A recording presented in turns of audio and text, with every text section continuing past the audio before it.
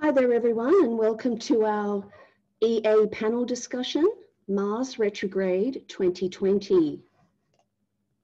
Today we have 5 speakers, Stacie Pazura, Kim-Marie Weimer, Steve Wolfson, Tara Ahl, and Sue Hilliard, with 5 volunteers. Mars retrograde and direct. Mars entered its retrograde zone on July 25th at 15 Aries 14. Mars turned retrograde yesterday, September 9th, at 28 degrees Aries 08 retrograde. Mars turns direct on November 13 at 15 Aries 14. Mars leaves its retrograde zone on January 2nd, 2021 at 28 Aries 08. That's 5 months and 9 days for the full Mars retrograde cycle. To understand any Mars transit is to understand what the issues and dynamics are for the natal Mars and its relationship to the rest of the birth chart from an evolutionary point of view. Mars retrograde creates an internalization of the Mars function, whereby initiation of actions is slowed down. Specific areas within consciousness are relived or repeated in order to be fully resolved. The intention is to fully think through and reflect upon our desires in order to create an alignment with the current evolutionary intentions. Resolving issues results in feeling a deep sense of release from those issues. We become aligned with our natural individuality or identity. Retrograde corresponds to individuation, to individuate and rebel from external conditioning pressures. As a result, the Mars retrograde cycle accelerates the evolutionary pace of the soul. Mars retrograde is a critical time that ignites core natal dynamics and creates an awareness of the soul's desire nature. Mars direct, as it first moves through the shadow zone, induces new evolutionary directions and developments for individuals and the collective. When Mars goes retrograde, it symbolizes the desire to make necessary adjustments to the original impulse when Mars was direct. When Mars goes direct again, the necessary adjustments are made. And here are some key words and evolutionary lessons for Mars and Aries. Pure instinct, desire nature, instinctual drive, need for freedom and independence, self-development, feeling of special destiny, instinctive acting out of impulses and desires, identity crisis, confrontations, divisions, conflicts, anger, rage, becoming aware of the needs of others, balancing time for self with time spent with others, and the drive to explore and discover more about oneself. And don't forget that where Mars is in your natal chart is where the individual is still learning the lessons of how to work with the Mars energy. So Mars in Aries, or the first house, lessons in self-development, feeling of special destiny, need for freedom and independence to explore the new and relatively undefined new cycle, must be free to act on any impulse, because it is through these experiences that they learn who they are. Can experience a cyclic identity crisis, frustration and anger, which can be projected upon others or events that are seen as the cause of the problem. Difficulties in relationships involving confrontations. They must experience the sense of being attacked or attacking, or being misunderstood or misunderstanding. These confrontations are necessary to promote lessons of equality, giving and listening, to become aware of the needs of others before their own. They need to learn to balance their need for freedom with their need for relationship. They must learn to balance the need for time alone with the need to be with others. These people tend to be intense individualists, strong-willed, magnetic, bullheaded, courageous, with leadership abilities, and can be hard to know deeply. So let's begin now with our first speaker, Stacie Pazura, and her volunteer is Vanessa. Hi there, Stacie, welcome. Hello, thank you. It's an honor to be here on this panel. boy, where did I start? You covered a lot of what I was going to talk about, but so I'll probably be repeating some things. Yeah, so I guess I just want to start out by kind of repeating what Linda went through with Mars, which is that it's in evolutionary astrology, as Jeffrey Wolf Green taught it. Mars is the lower octave of Pluto, and Pluto correlates to the soul. And so within the soul, this correlates to unconscious desires. And so the function of Mars is to be the conscious conduit through which these evolutionary unconscious desires emerge. And so there will be the conscious impulse to act upon certain things, which are, meant to progressively actualize the evolutionary intentions. I kind of wanted to talk about the recent Saturn-Pluto conjunction that we had back in January of 2020. Yes, please, if we could have that slide. Here we have, Pluto and Saturn in Capricorn, the Sun, as well as Mercury. Mars isn't forming any particularly strong aspect there, or is it? There's a semi-square, isn't there? Or is that anyway? But we can see that as the lower octave of Pluto and its placement in Sagittarius, well, actually, I'm sorry, before we get to that, what is the intention of the Pluto and Saturn conjunction? So this is correlating to a period in our collective and personal evolution where we are needing to really reconstruct reality, to throw off outmoded patterns and ways of being that are no longer serving the evolutionary intention. And so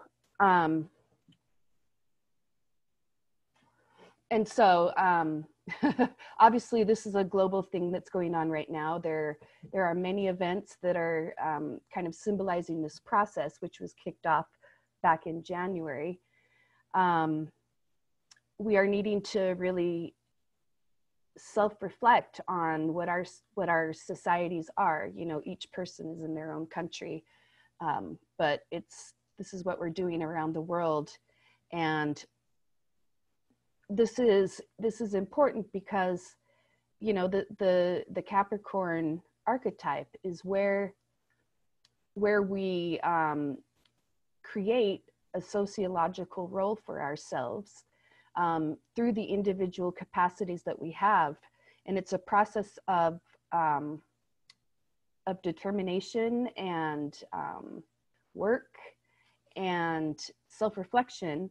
I also want to say that Capricorn correlates to standards of conduct in terms of what's right and wrong. So there is a need in Capricorn to really actualize oneself and really integrate oneself into the society in that way. And so then when we can look at the Mars retrograde chart here, and what's interesting is that, first of all, we have Mars forming a first quarter square to that Pluto and Saturn. And you'll note that Pluto and Saturn are also retrograde. So the retrograde archetype is going to produce, it's a questioning archetype. It's, there's an impulse and a desire to question the status quos, the norms, external authorities, and to rebel against, as Linda said, any external pressures wherever, we encounter them. Hang on. I stayed up too late. And so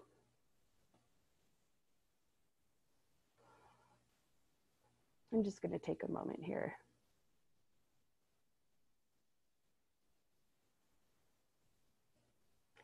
And so, okay, yes, the retrograde archetype, I'm sorry. So it's a naturally questioning archetype. We're rebelling against external pressures, status quo. And oh my gosh, my brain is coming down on me. I'm so sorry.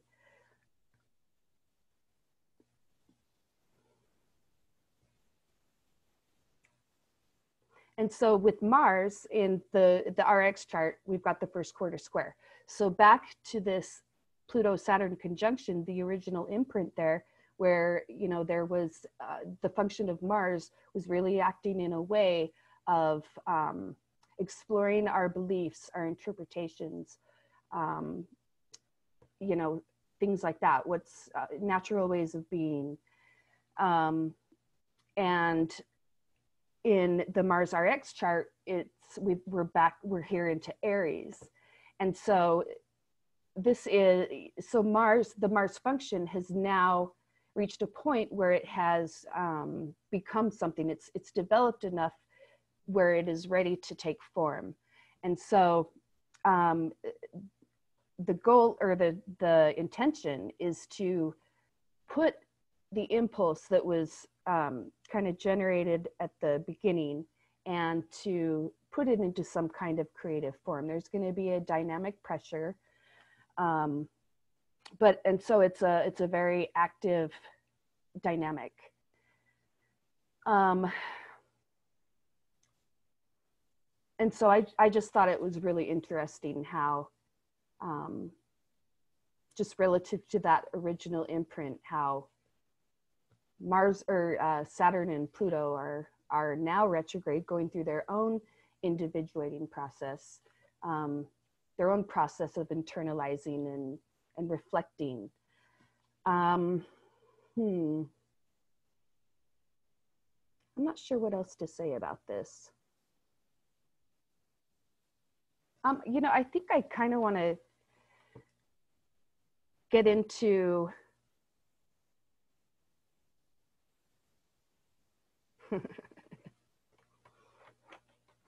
I'm weighing options in my mind. So, okay, here's one thing that I want to say about retrograde. The rebellion process, the questioning, it's all designed to make the soul aware of who it is as a unique individual.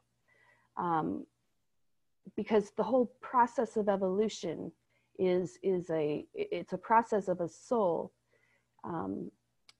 peeling back all of the layers of conditioning, of external conditioning that it has accumulated, and, you know, until there is nothing left but the soul in its unique form, you know, everything that is individual about it.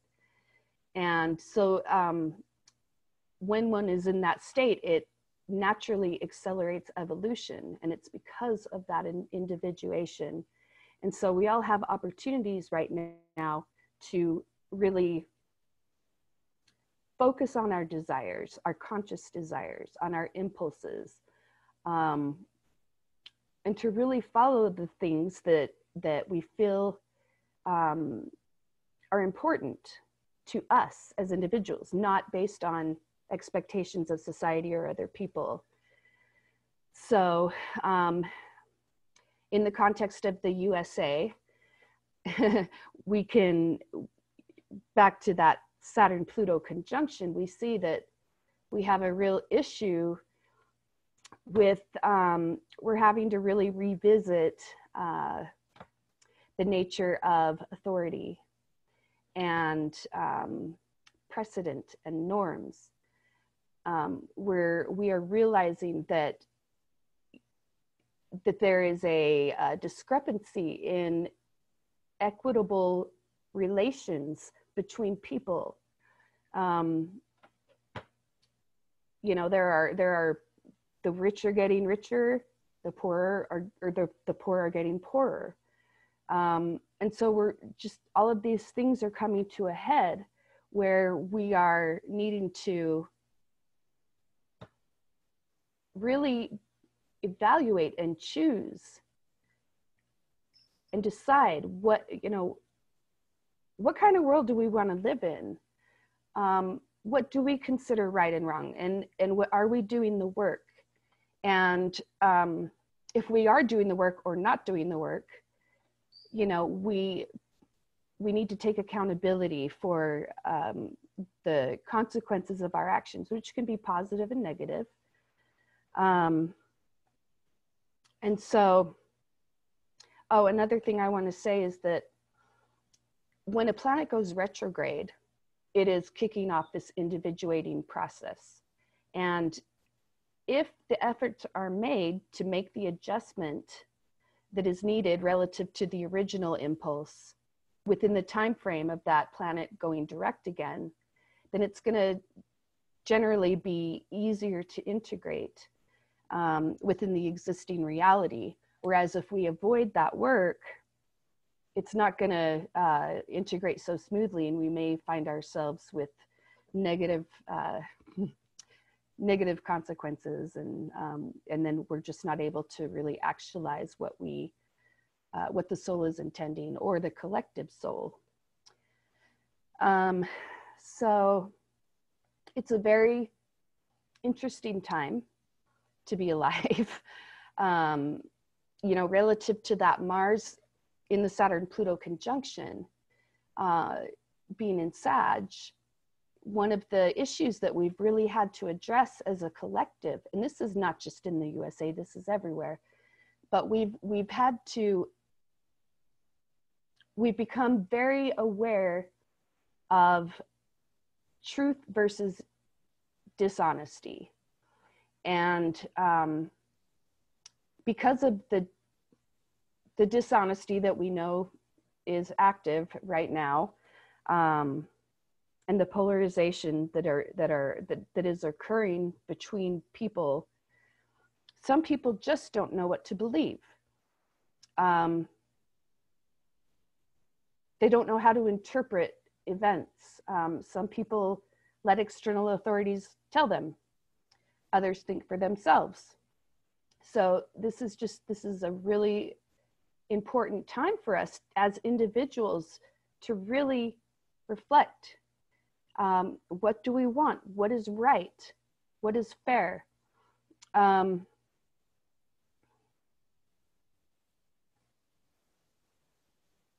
of course, the other thing that's, at least in the USA, that's very important right now is that we have a leader, I'm gonna say this, who is not doing things in the right way, in the morally right way. Actions are taken based on self-interest and getting ahead at the expense of others, and there have been no consequences. And so we Americans are all watching this play out and thinking, okay, you know, we have this norm, you know, there's a certain way to behave. There's a certain respect that you give to other people. There's a certain sensitivity that you have to someone's life. And the current leader that we have just does not have that. And we see him approaching things in a dishonest way, in a way where information is hidden. The coronavirus outbreak in the USA this has recently become a very hot topic in the USA, because the president admitted that he knew how bad the coronavirus was. He knew that it was deadly. He knew it all along. And yet he told the American people something else. He lied to the American people. You know, he made people believe that this pandemic wasn't going to amount to anything. You know, started with 6 cases, and he claimed that they'd just be gone, and oh, it's never so bad. He's had this approach the whole time, and reporter released some tape where back in the early days, I think it was February, where Donald Trump was admitting what he knew and how deadly things were, and that he admitted that he is playing it down. And so so that really, at least for Americans, it brings us to a point where we need to really think about, is this the kind of leadership that we want? Is this the kind of norm that we want, where our leader thinks that it's a good strategy to be a cheerleader by telling lies, by downplaying the reality of the threat at hand, at the crisis at hand?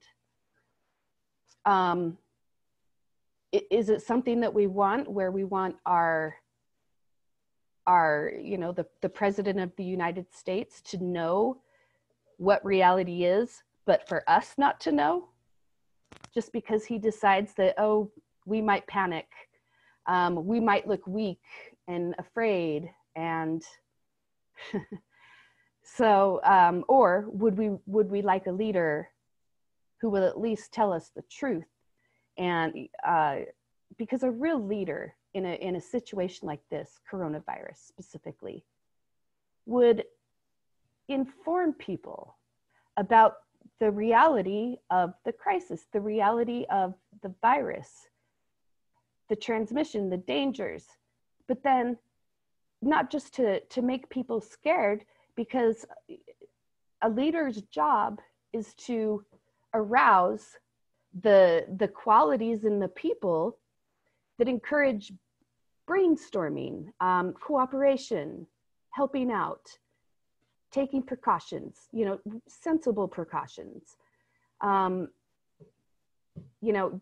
the truth doesn't mean that it's just going to happen in a panic. A leader needs to really let the people know that they're being called upon to interface with the crisis, to work out the crisis. It's a collective necessity. It's a collective venture, and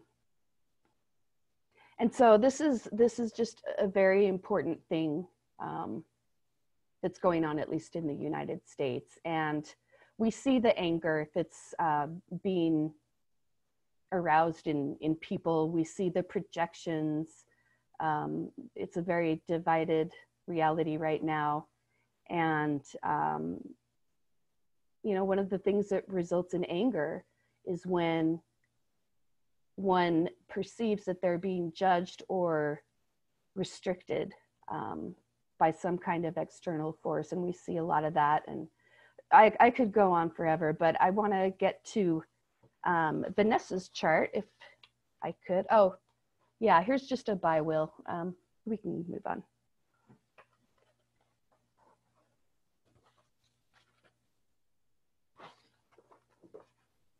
Do I have Vanessa here? Yes, I'm here. Hi, Stacie. Hi, Vanessa. How are you? I'm good. How are you? I'm great. Thank you. A little tongue-tied at first.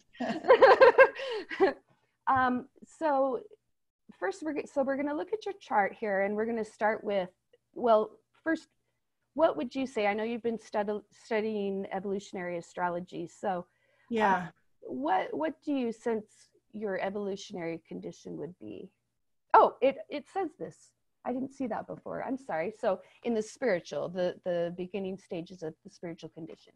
Yeah. All right. Yeah, that's important to know, because there's 3 different evolutionary conditions, and each stage is going to require different information. So the Pluto paradigm, we have the soul desires, the evolutionary intention being in Libra in the 7th house, and we see that Pluto is retrograde. So we have that intense process going on, where there is a questioning of relationship dynamics, of fair play, of equality, um, how we relate to other people, how we see ourselves, and also a balancing of the masculine and feminine principles. So there's a high likelihood here. It looks to me as though some of the previous or the most recent prior lives have been in the male form. And so that's what I was thinking. Yeah. Yeah. Yep. And so in Libra, one of the intentions there is to balance the two, to integrate the two, not deny the feminine for the masculine, but to blend them together. Yeah. And so we've got a south node here in Aries in the 12th. And so this is a past life ego structure, which is used by the soul for the conscious creation of a self-image to facilitate what the evolutionary intentions are. And so we can see that there's been a very strong desire to have the freedom to explore. I would say definitely you've been exploring high universal principles, the ultimate rights and wrongs, in order to really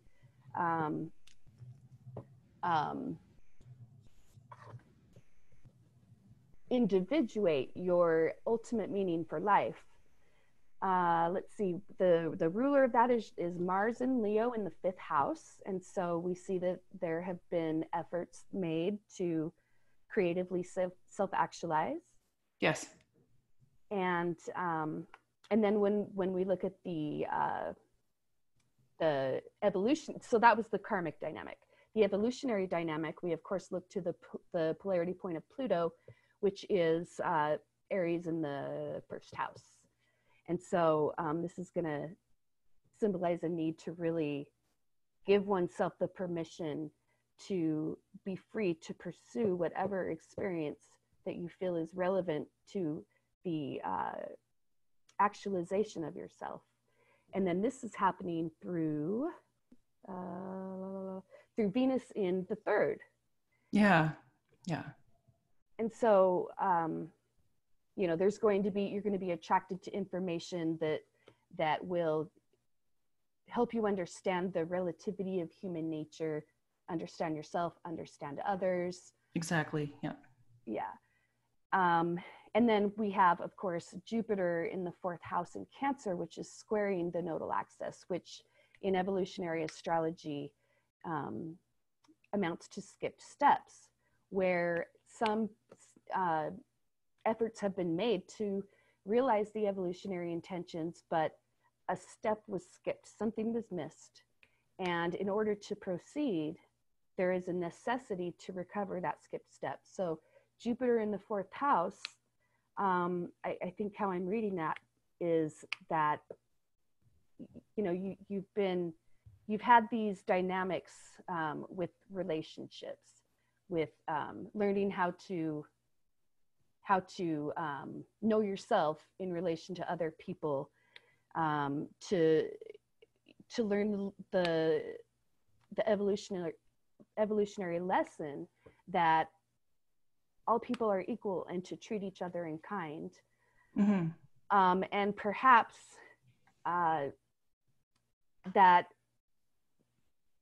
the feedback that you've been given in those dynamics has maybe had you question whether they saw you or not. Maybe they didn't understand you. Maybe you felt misinterpreted. Misunderstood. Yeah. Misunderstood. Thank you. That's actually the word I meant. Yeah. and so we obviously see just a really strong overall in the chart. There's just this real strong desire to actualize yourself, which is relative to you, not other people's expectations. That is the 7th house. Is we can attract expectations and feedback where people don't really see us. And so now you've come in with Pluto retrograde, where you're having to really kind of prove to yourself what your individuality is, and to to actualize things that stopped you, where you were stopped before, because of these misunderstandings. Mm-hmm.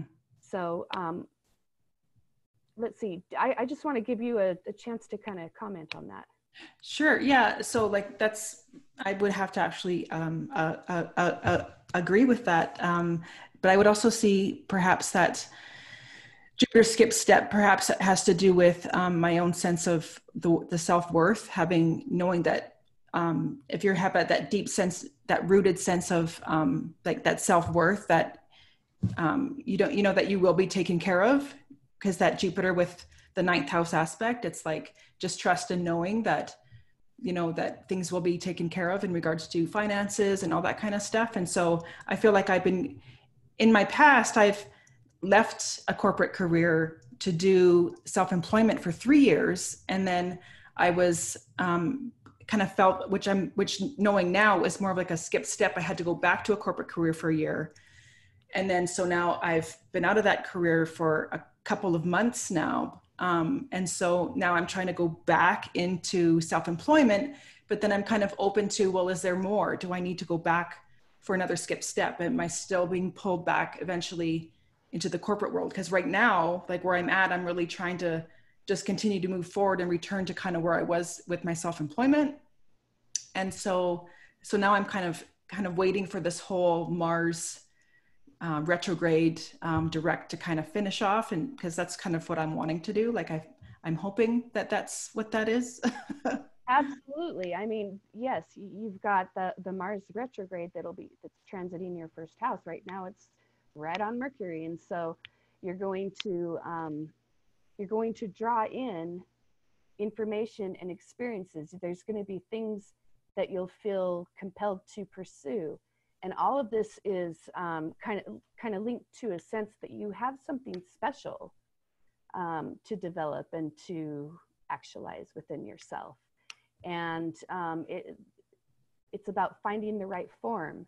And so, you know, with Mars, it's taking these steps, pursuing these things, seeing where they lead, let one, you know, build one block on top of the other. And so, right now with Mars conjunct your Jupiter, or I'm sorry, your Mercury, you know, you'll be taking in a lot of information as far as what your capabilities are, your talents, what you want to do, how you feel you can serve. Because, I don't even think I got to the North Node, did I? In the 6th house. So that's part of that North Node is your evolving ego structure is desiring to serve. Yeah. And so go ahead, comment. No, yeah, I was going to go back to where you said where Mars was in an exact conjunction with my natal Mercury, was when I started that Jeffrey Wolfgream's the DVD course, section 1. I started that because that's kind of where I want to go. That's the direction, because it's more like I like to learn more about myself. So I read a lot of books to learn more about myself before I can apply that to help others. So it's like I have to help myself before I can help others. So I keep needing to come back to myself in order to, which I think is also that Jupiter skip step, where it's like when I left the first time my corporate career, and I was you know, self-employed for 3 years, I didn't really work on myself as much as I could have. So I just wanted to start helping other people. And so, right. and so because of that, I didn't have a full sense of security within. So then I had to go back to the corporate career. And so I felt like now I'm in that spot where I'm able to hopefully self-actualize a new life for myself, completely break free from this corporate career, and right.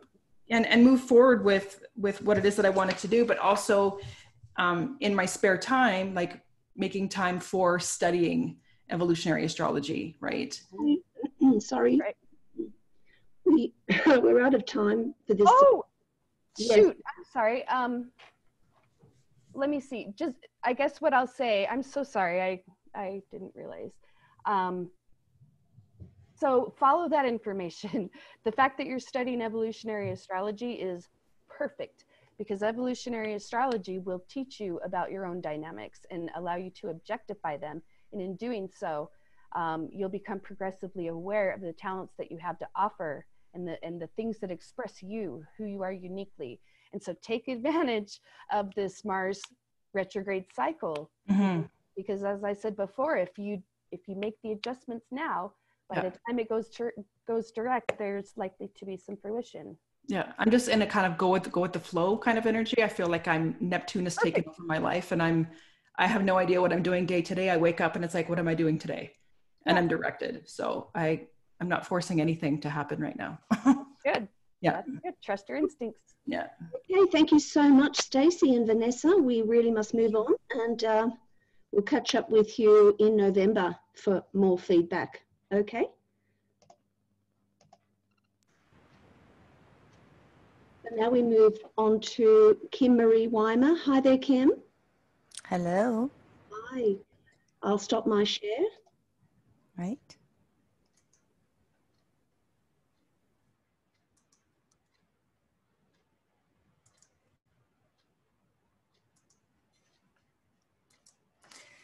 Hello, everyone. Welcome. And thank you, Linda, and everyone for allowing us to get together and chat today. I'm going to go through a few slides rather quickly so that we can get to our volunteer chart. And so here are the dates that Linda explained for you just a little bit earlier in regards to Mars 3 passages from 15 to 28 degrees Aries.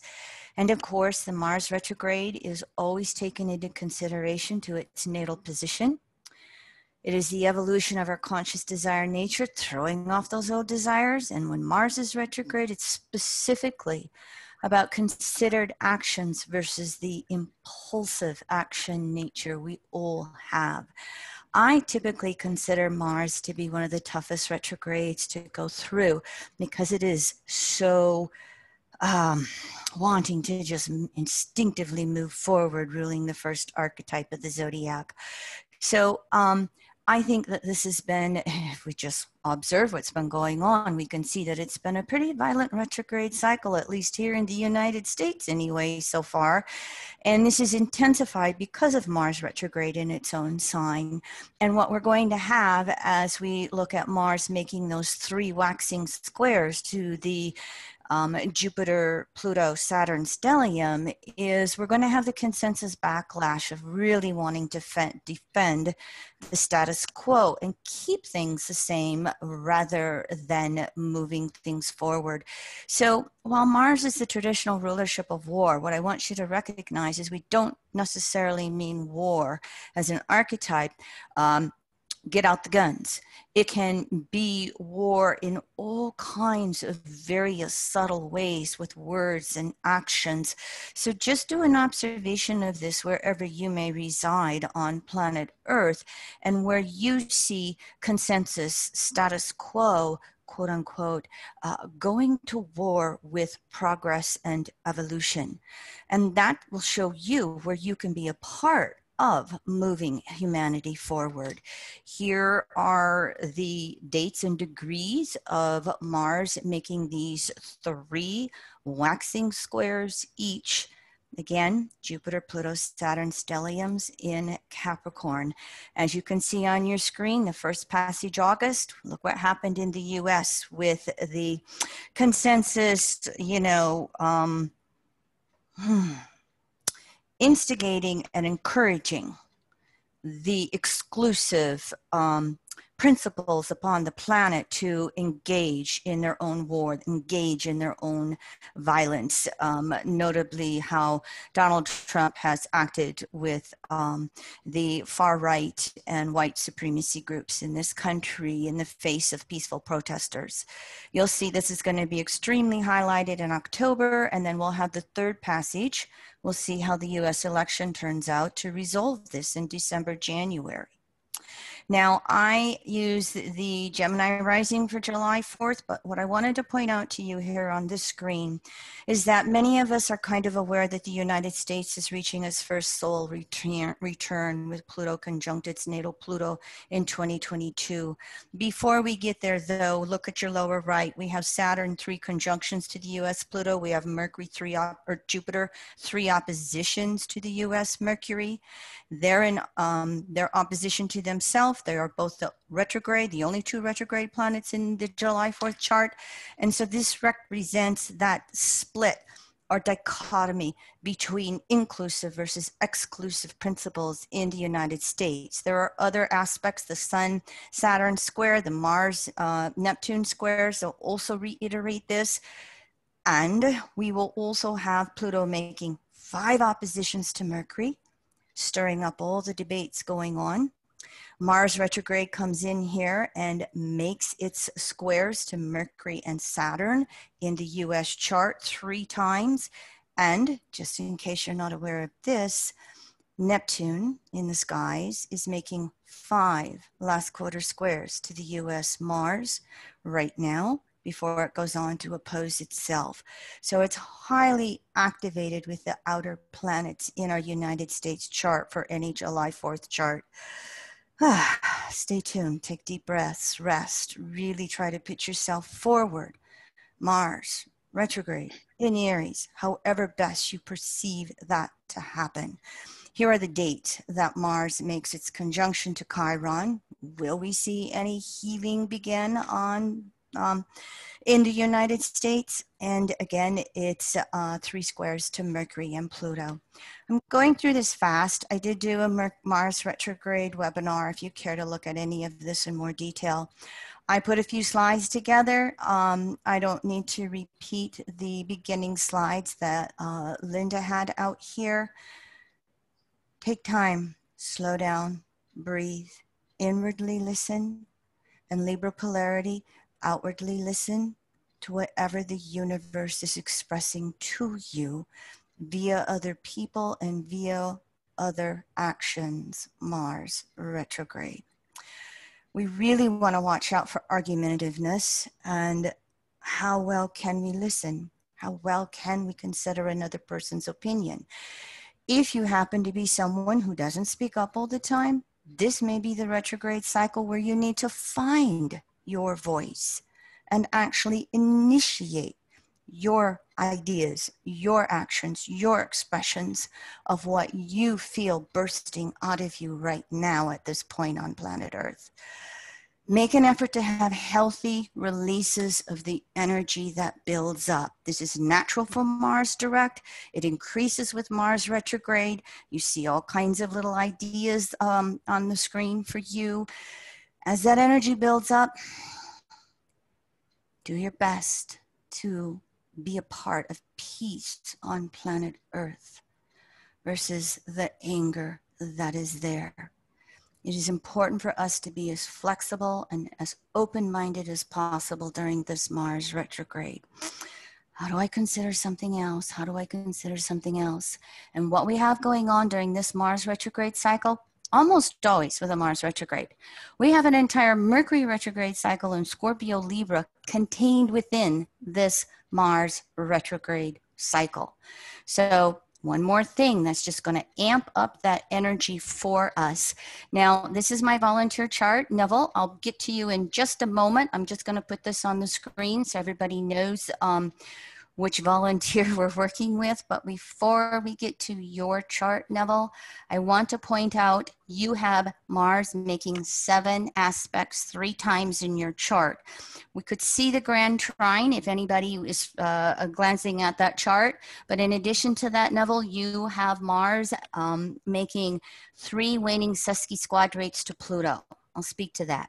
You also have Mars making 3 waxing inconjuncts to your natal Venus. And of course, that sextile to Chiron. So here's the dates and degrees for you.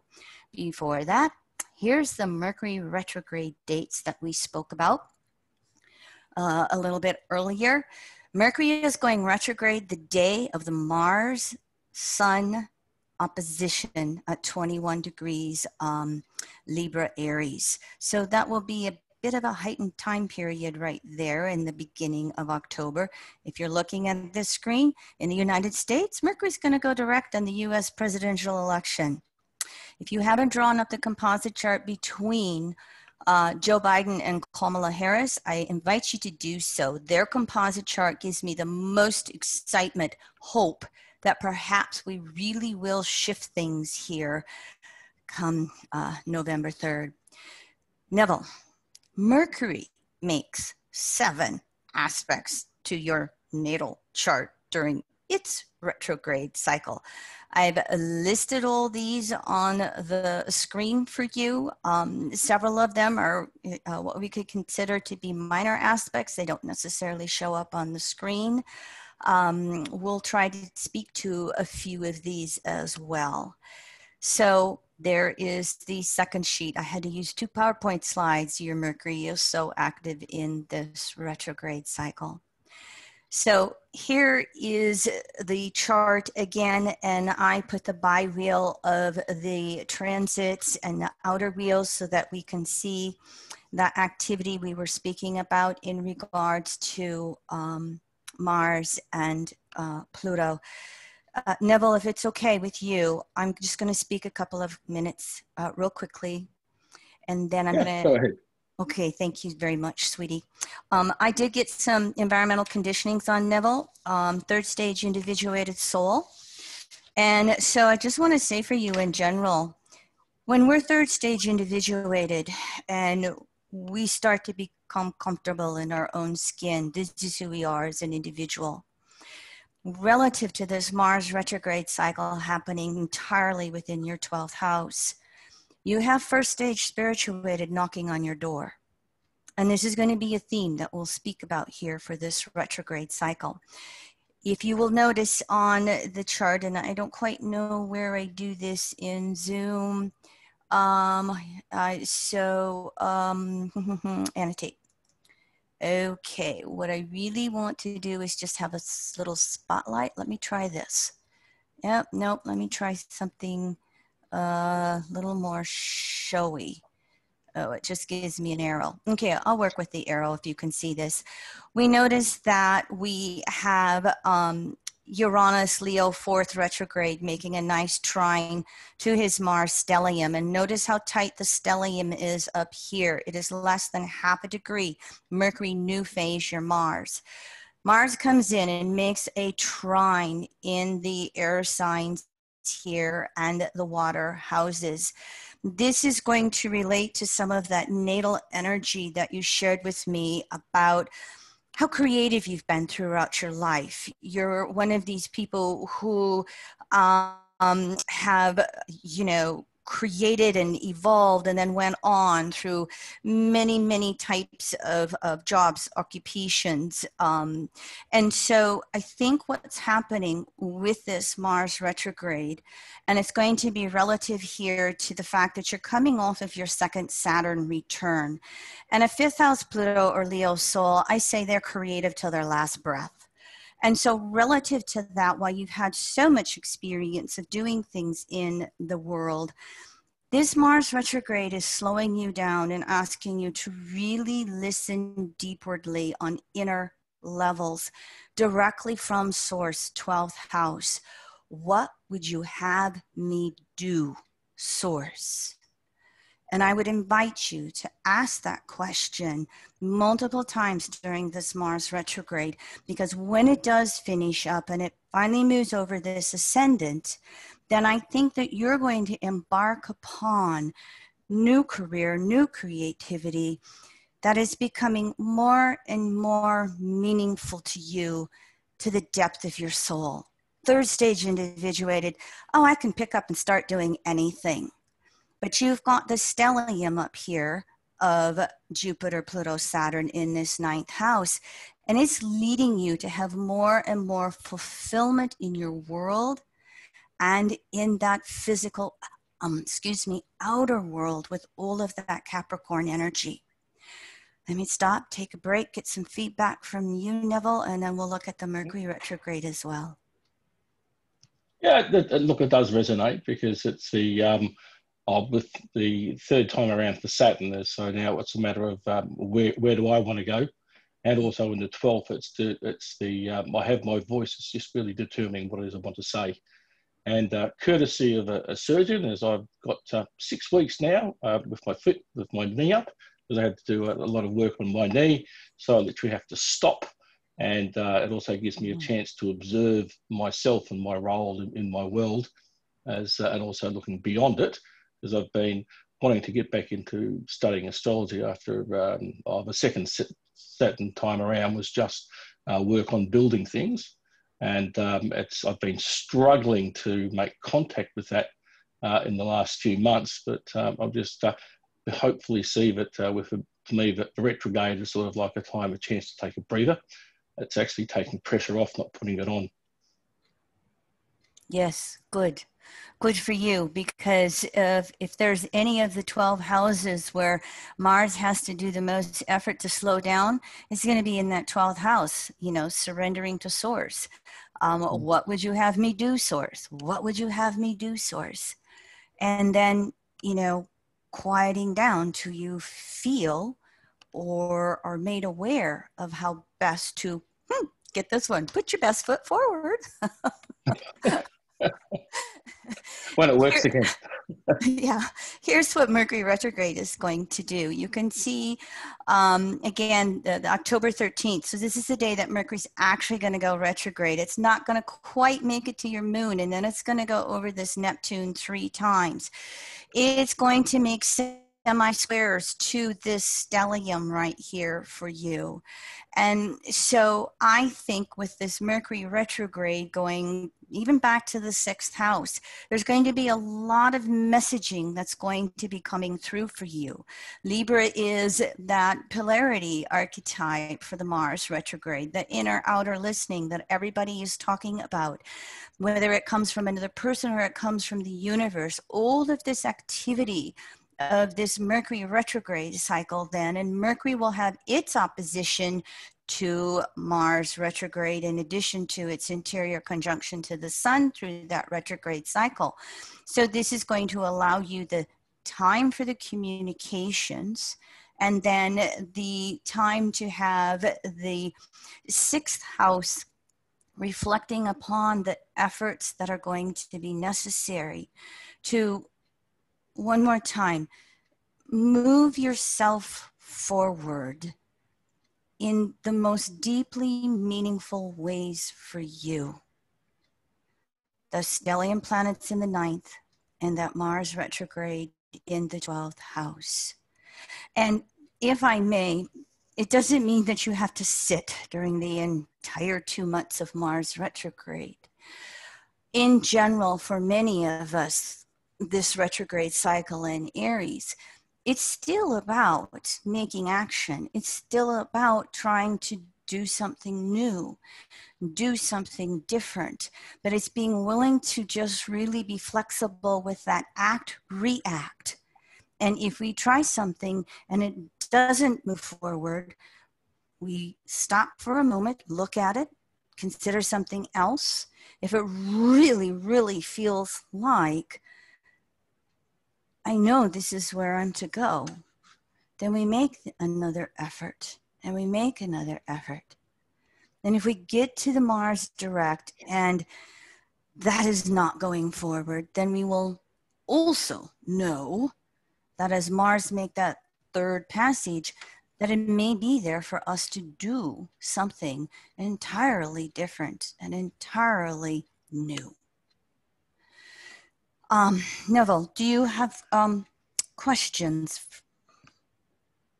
No, I think you've encapsulated it quite well. And it is the experience at the moment. It's just really, as I said, going back and just working out a direction and taking the time to stop and stop doing what I've always done and just look at doing things in a different way and taking different perspectives.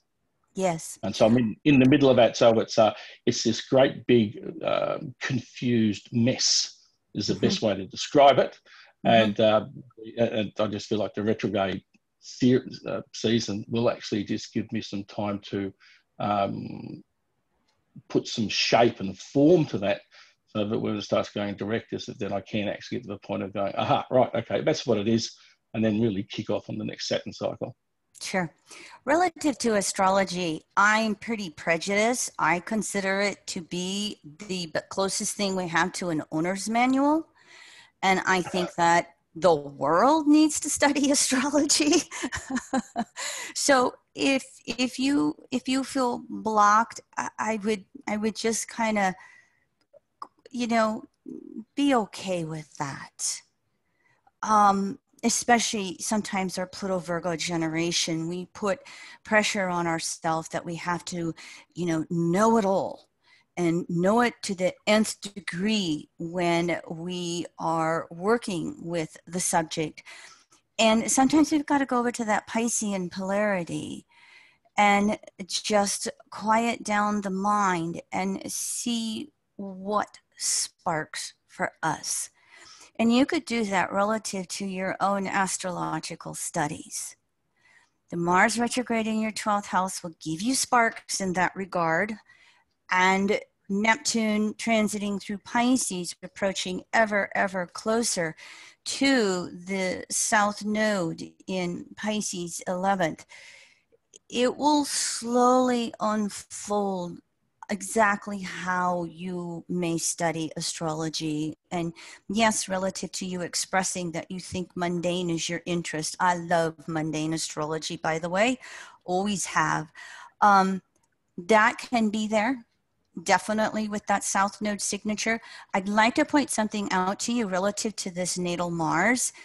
The South Node is making a waning bisextile to your Mars. That is the 257-degree aspect. And what will sometimes happen with the septile the aspect, it is the archetype of a special destiny, and it's the archetype of sometimes what we call that keyword fatedness. And so you may find with the South Node making this aspect to your natal Mars and your Mercury, by the way, that from time to time you will have key people or circumstances in your world seem to show up out of the blue to kind of point you in a direction through all of that Neptunian wild expansiveness. And so with that natal South Node Pisces and the Mars retrograde now in the 12th house, that would be something that you also could be open-minded towards. In other words, somebody makes a little comment somewhere, put on those listening ears, because the universe can come through others, can come through circumstances and give you some specific sparks and ideas of how you do want to be creative moving forward through this cycle. Understand? Yes. Yeah. And Mercury retrograde is also going to add to that picture. No shortage of people, circumstances coming through. I can keep going, but for our sake of time, I can also let go. One more time, Neville, questions? No, that's more than enough to contemplate. All right. The best way. Yeah. All right. I look forward to connecting with you in November. Okay, should be fun. Okay, thank you, Kim Marie. Neville, fantastic. Kim Marie, if you could please stop your share and I'll start mine up. Okay, found it.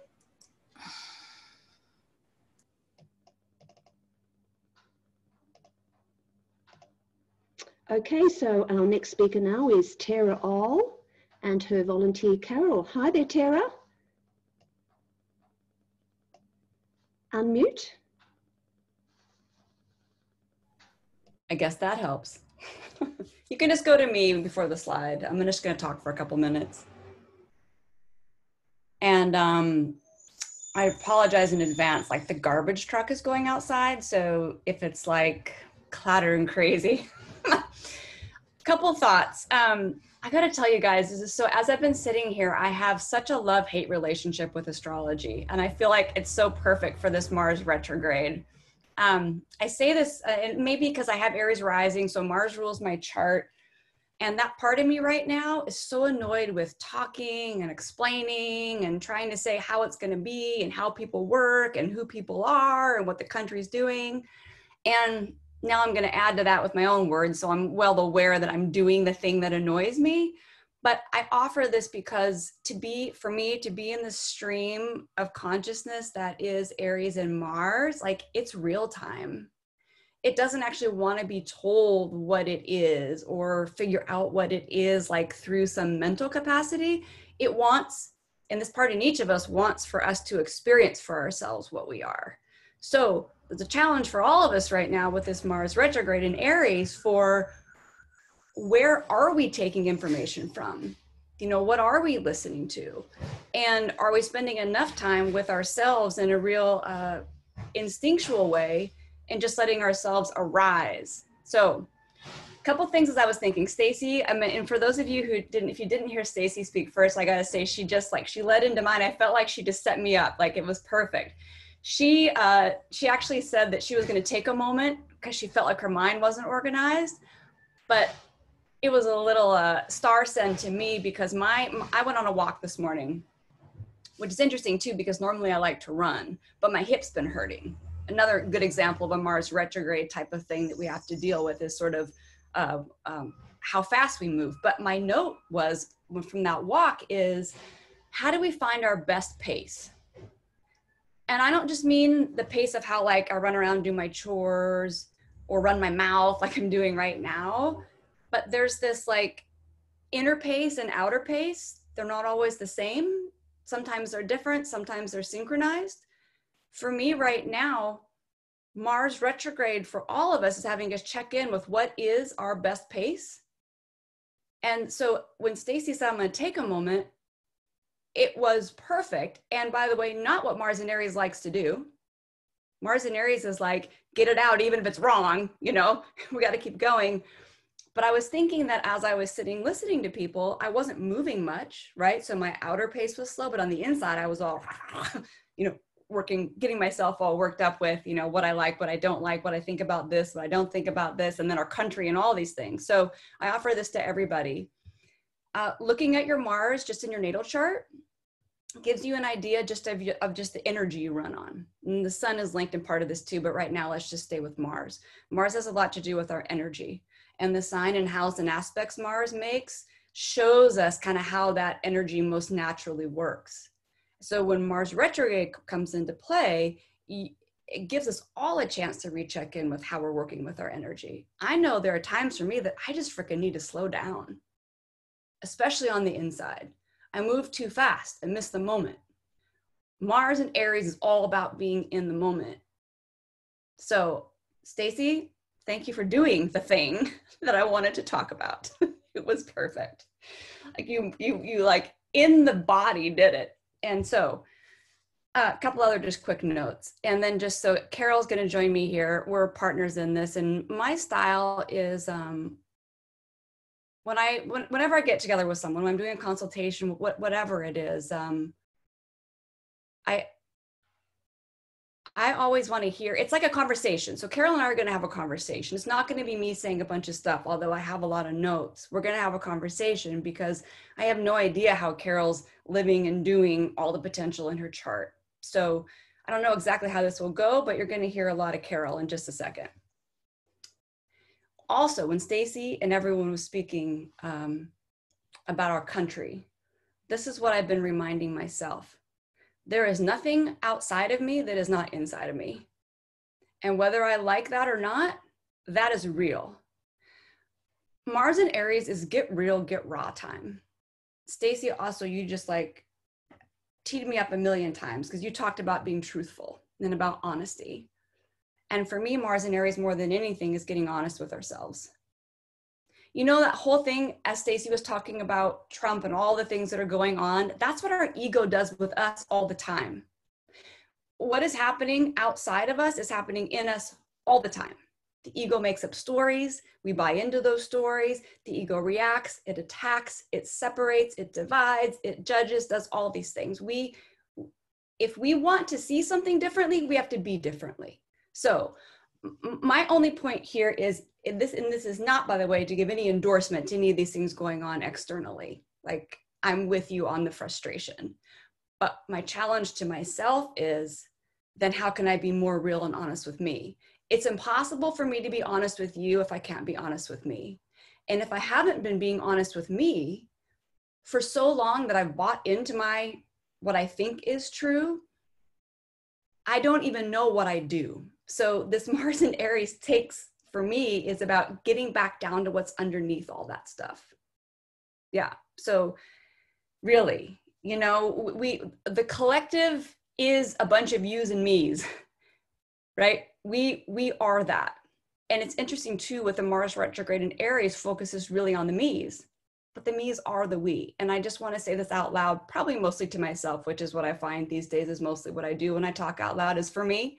So thank you for being the audience that receives me doing me, because it helps me to do this more.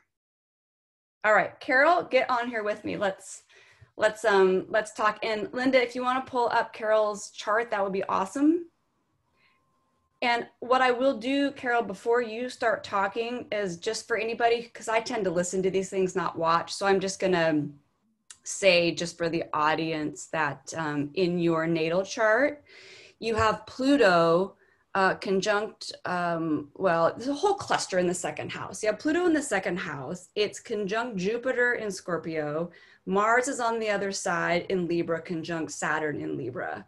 So we know that we have this transiting Mars retrograde opposing all that stuff here.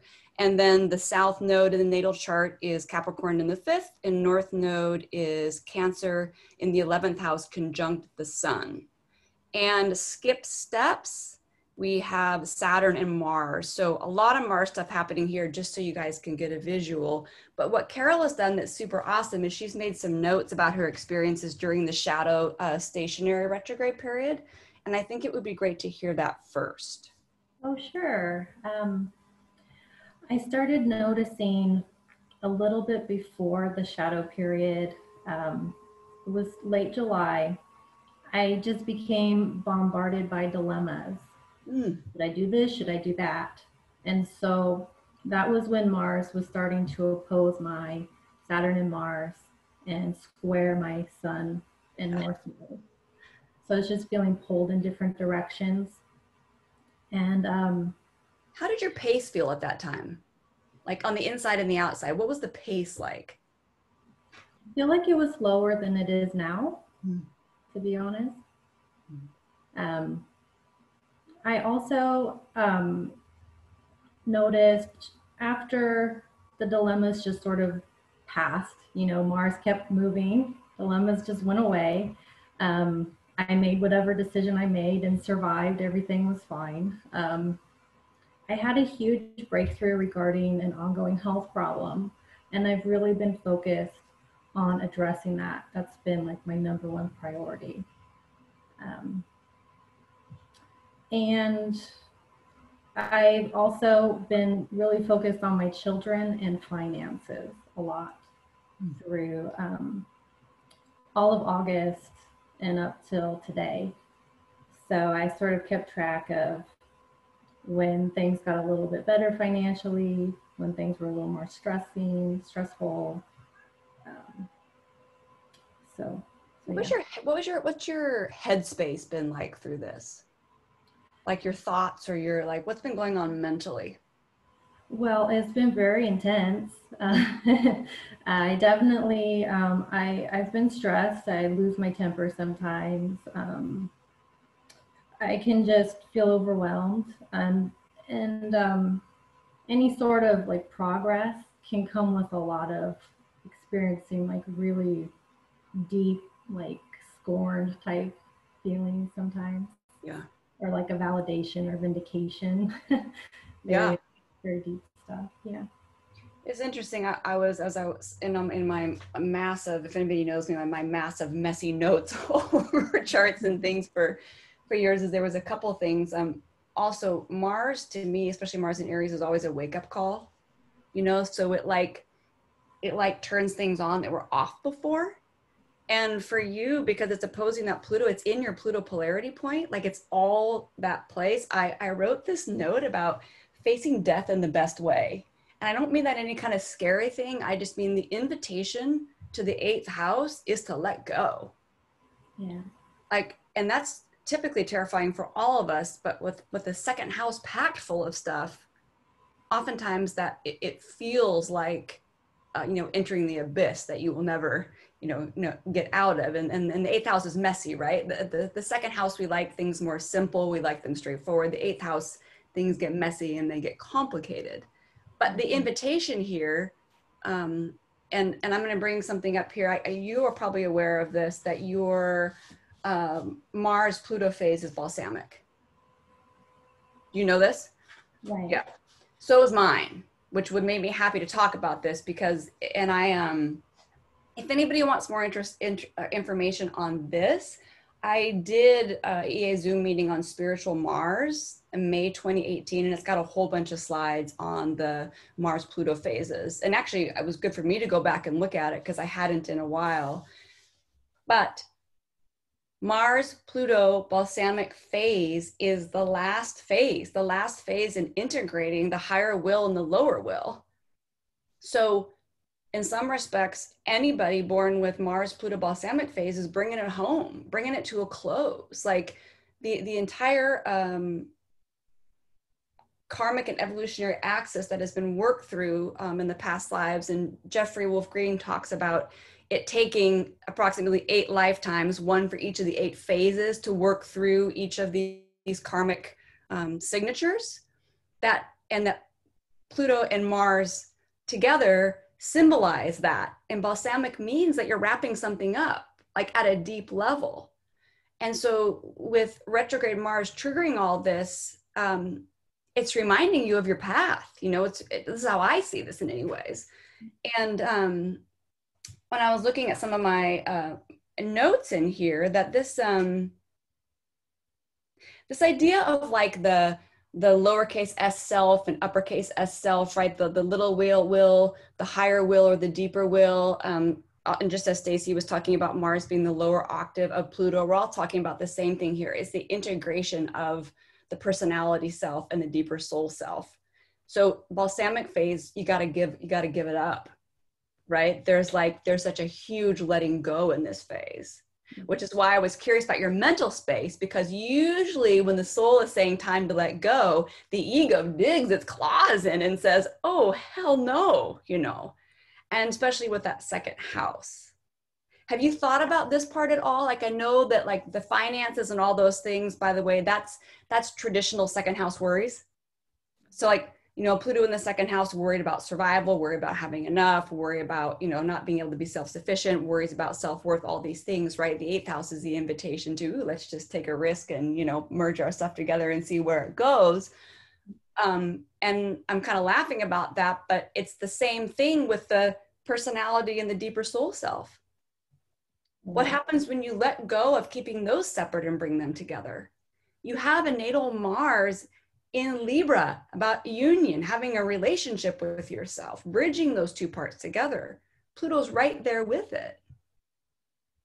Right. You've got and I know that some of this is a little bit wide, but when I'm looking at this Mars with Saturn on one side and Pluto and Jupiter on the other in the second house, that is every invitation to transform, expand, have a new level of consciousness, redefine everything that you think about your Mars self, right? Which is like how we know ourselves to be is usually only this little fraction of what we really are. Right. And with the North Node conjunct the Sun, there's like actually a lot of ego reclaiming needs to happen here. So yeah. Have you had any, like, has any of that arisen for you? Yeah, I feel like I'm stepping into my power, and I feel more assertive. I feel stronger, more intuitive, and I have definitely been letting go of a lot of fears. Cool. And like, you know, surrendering. Yeah. going to the 8th house. Yeah. I mean, it's exciting to me. Super exciting to think. It has felt really good. And a couple, so back to the balsamic phase a little bit of the Mars, Pluto Mars phase here we're talking about. Also, you can think about this as your transpersonal and personal power uniting. You know, it's like, if you think about the whole dance through the whole phases, you know, they started out anew, you know, they were, like Mark Jones says, sitting on the couch together for the first time, like, who are you and what are we doing together, right? The sense of your personal self and then your transpersonal self. And then as they moved along, and now they're literally come all the way back in. It's like they've been doing the dance for so long. So there's less to be done, but what you do matters, because it completely, it's like the compost pile that's going to feed the next thing you move into. So if we look at this from Jeffrey's perspective, if this really is, you know, if this is the 8th, you know, lifetime or phase of your these overall karmic intentions, evolutionary intentions, it won't be long until you're starting something entirely new. So what you feed into that makes all the difference. I think this retrograde Mars is a huge opportunity to say, you know, what do you want to choose? Yeah, I mean, it's always about, Mars retrograde is always about what you want to choose, but I feel for you, it's even more important what you want to choose. Absolutely. And I've been feeling like I'm putting myself first more. That's great. Yeah. Well, Mars is a skip step. That's huge. And the thing about, for me, with skip steps is it's different than a North Node, meaning you don't, once you start doing it, like the piece of the puzzle drops in. Yeah. You know, everything starts to flow. So it doesn't have to be a stressor forever. It's like, okay, I'm anchoring this piece in now, which your Mars is like getting more comfortable with me, real me, my desires, my instincts, my anger, my frustration, all those things, and not to make them a problem, right? Because making them a problem actually creates a separation from it. 8th house and that Scorpio energy that you have with your Jupiter, for example, that's about being intimate with yourself, with all of it.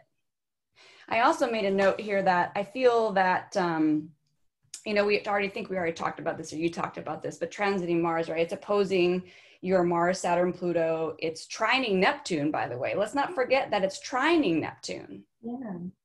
Right? So anytime Neptune comes into the picture at all, we're ready for a new level of consciousness. And when I say by new level of consciousness, I mean our whole perception of life is different after Neptune comes and touches something.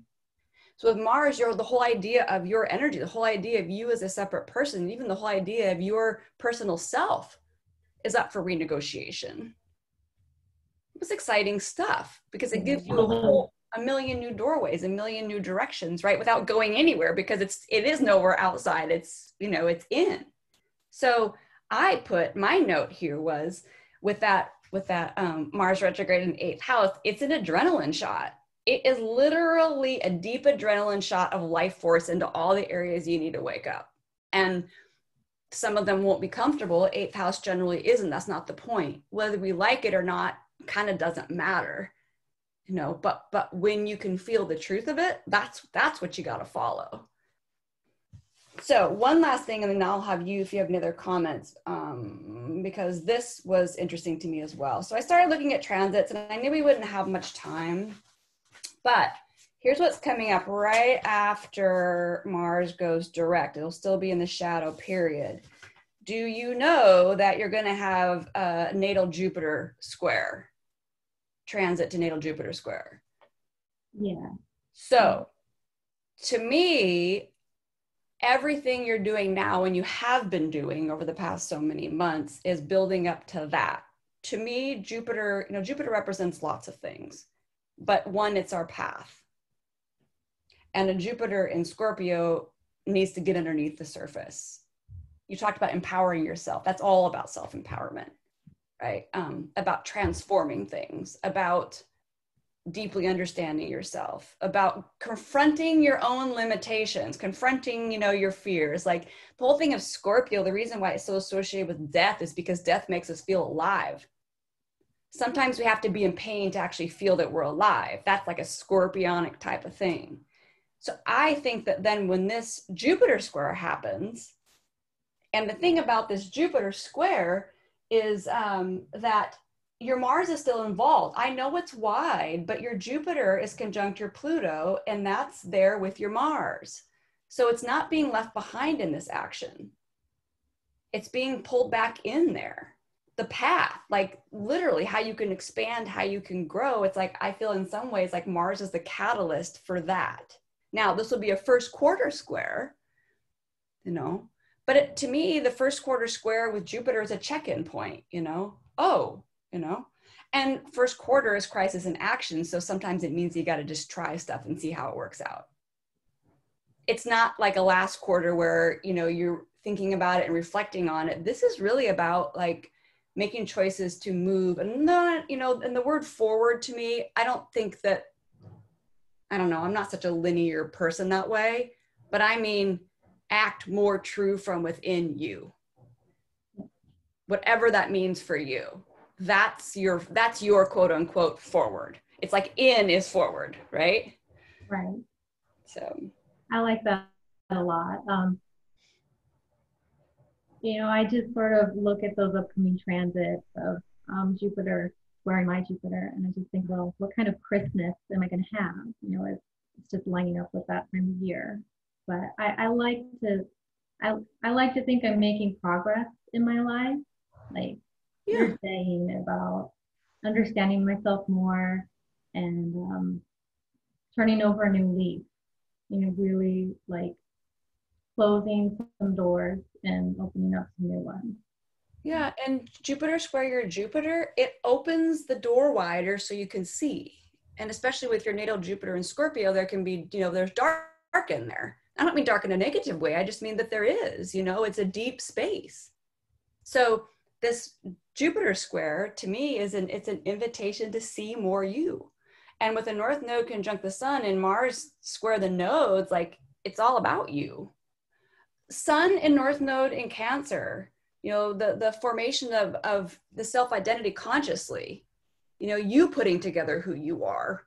I say with this, you know, feeling yourself into being, right? Because Cancer is very much about knowing the heart of you. Mars is knowing, you know, the guts of you. Yeah. Right. So it's just, to me, it's just this wonderful invitation. It's like a wonderful invitation back to you. Let me see. Do you have anything else? Let me look and see if I've. No, that was great. Thank you. I definitely see a lot of 8th house themes in my life. And, you know, there's like secret and there's like tapping into resources that have nothing to do with me earning a dime, you know, and just really focusing on my 8th house when I really don't usually focus on my 8th house at all. I sort of stay in my 2nd house as much as I can, you know. Of course. I mean, saying, and that's what that's what I was saying when I opened up with, like, that of course we all do what we know how to do. Right? I mean, everybody's polarity point or North Node or evolutionary intention is always into the unknown. But for me, the 8th house is an especially scary jump because it's asking you like to trust life. And the 2nd house is about, nah, man, I got to have it, you know, I got to know first. And it's got to be, you know, so this is like when I said facing death in the best way. But remember, with that Mars, Pluto balsamic phase, the you as you know you is already receding.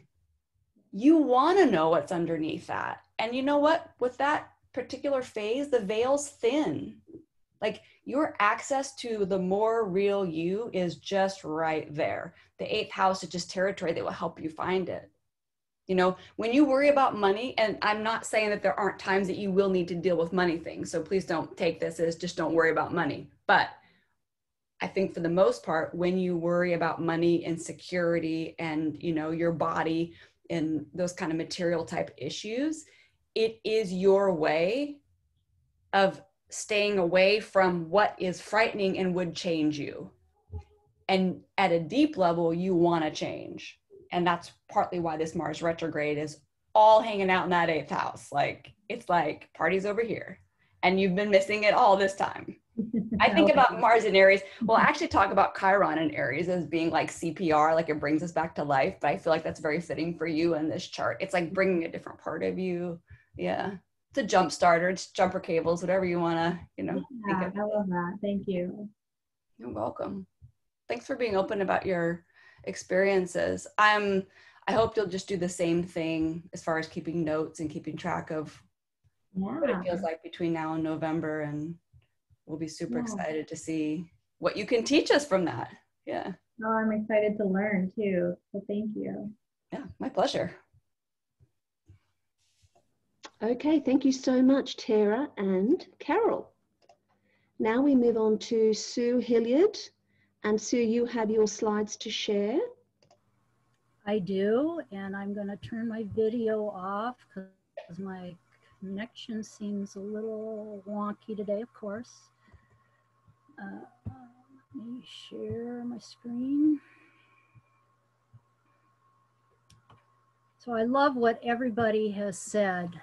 And I feel honored to be included in this process, this panel.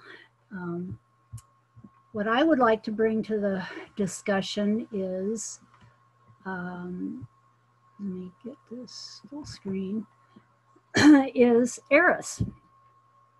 As Eris is conjunct, or Mars is conjunct Eris 3 times this year between August and December, with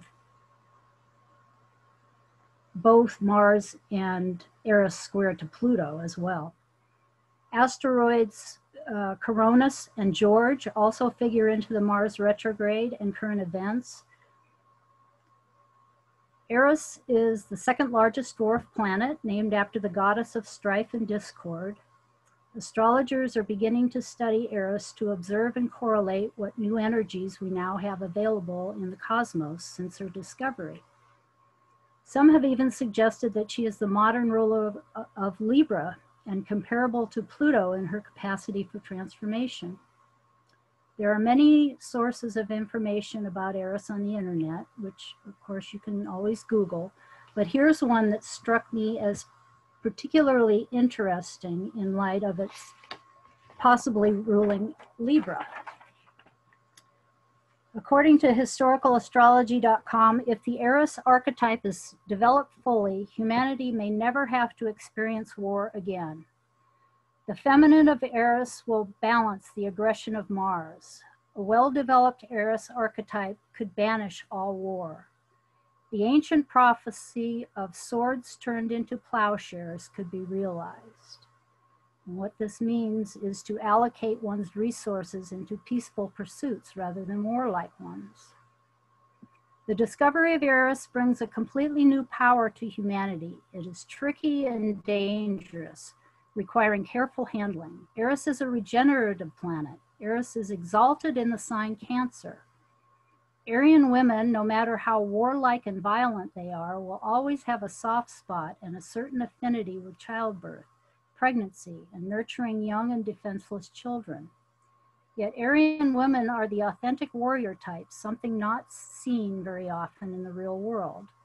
You will nevertheless, in allegory and reality, see at times the Aryan in her armor and weapons, picking her way through the desolate landscape of war, possibly searching for renewal, for regeneration.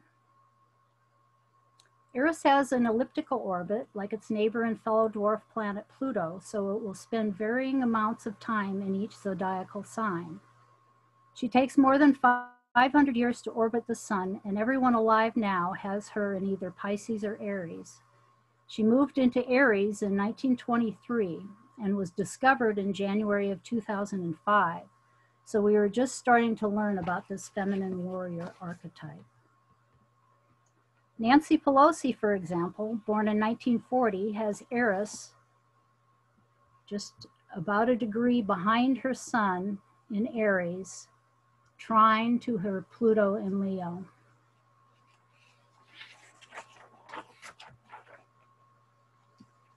The first 2 squares between Pluto and Eris occurred in January and June of this year, leading up to Mars entering Aries in June and activating the square between the two. Here's the time frame for the interaction between these three bodies, including the squares between Mars and Pluto and the conjunction of Mars and Eris, as Mars catalyzes the square between Pluto and Eris. You can see that I had to get creative with the numbering to distinguish the many aspects occurring multiple times. This Mars retrograde occurs totally in Aries, which has not been the case for a long time. The last time it was partially in Aries was in 1988, when it dipped back into Pisces before turning direct. In 1973, it started its retrograde cycle in the early Taurus and ended it in late Aries. Going back to 1941, though, the Mars retrograde that time was completely in Aries. In September of that year, Bernie Sanders was born with Mars at 23 degrees Aries, 42 minutes retrograde. So he will be experiencing a return of his Mars retrograde for the first time in his life, with it being activated by the square of Pluto and Eris too. Also being set off by the Mars retrograde is his Venus in Libra, over here.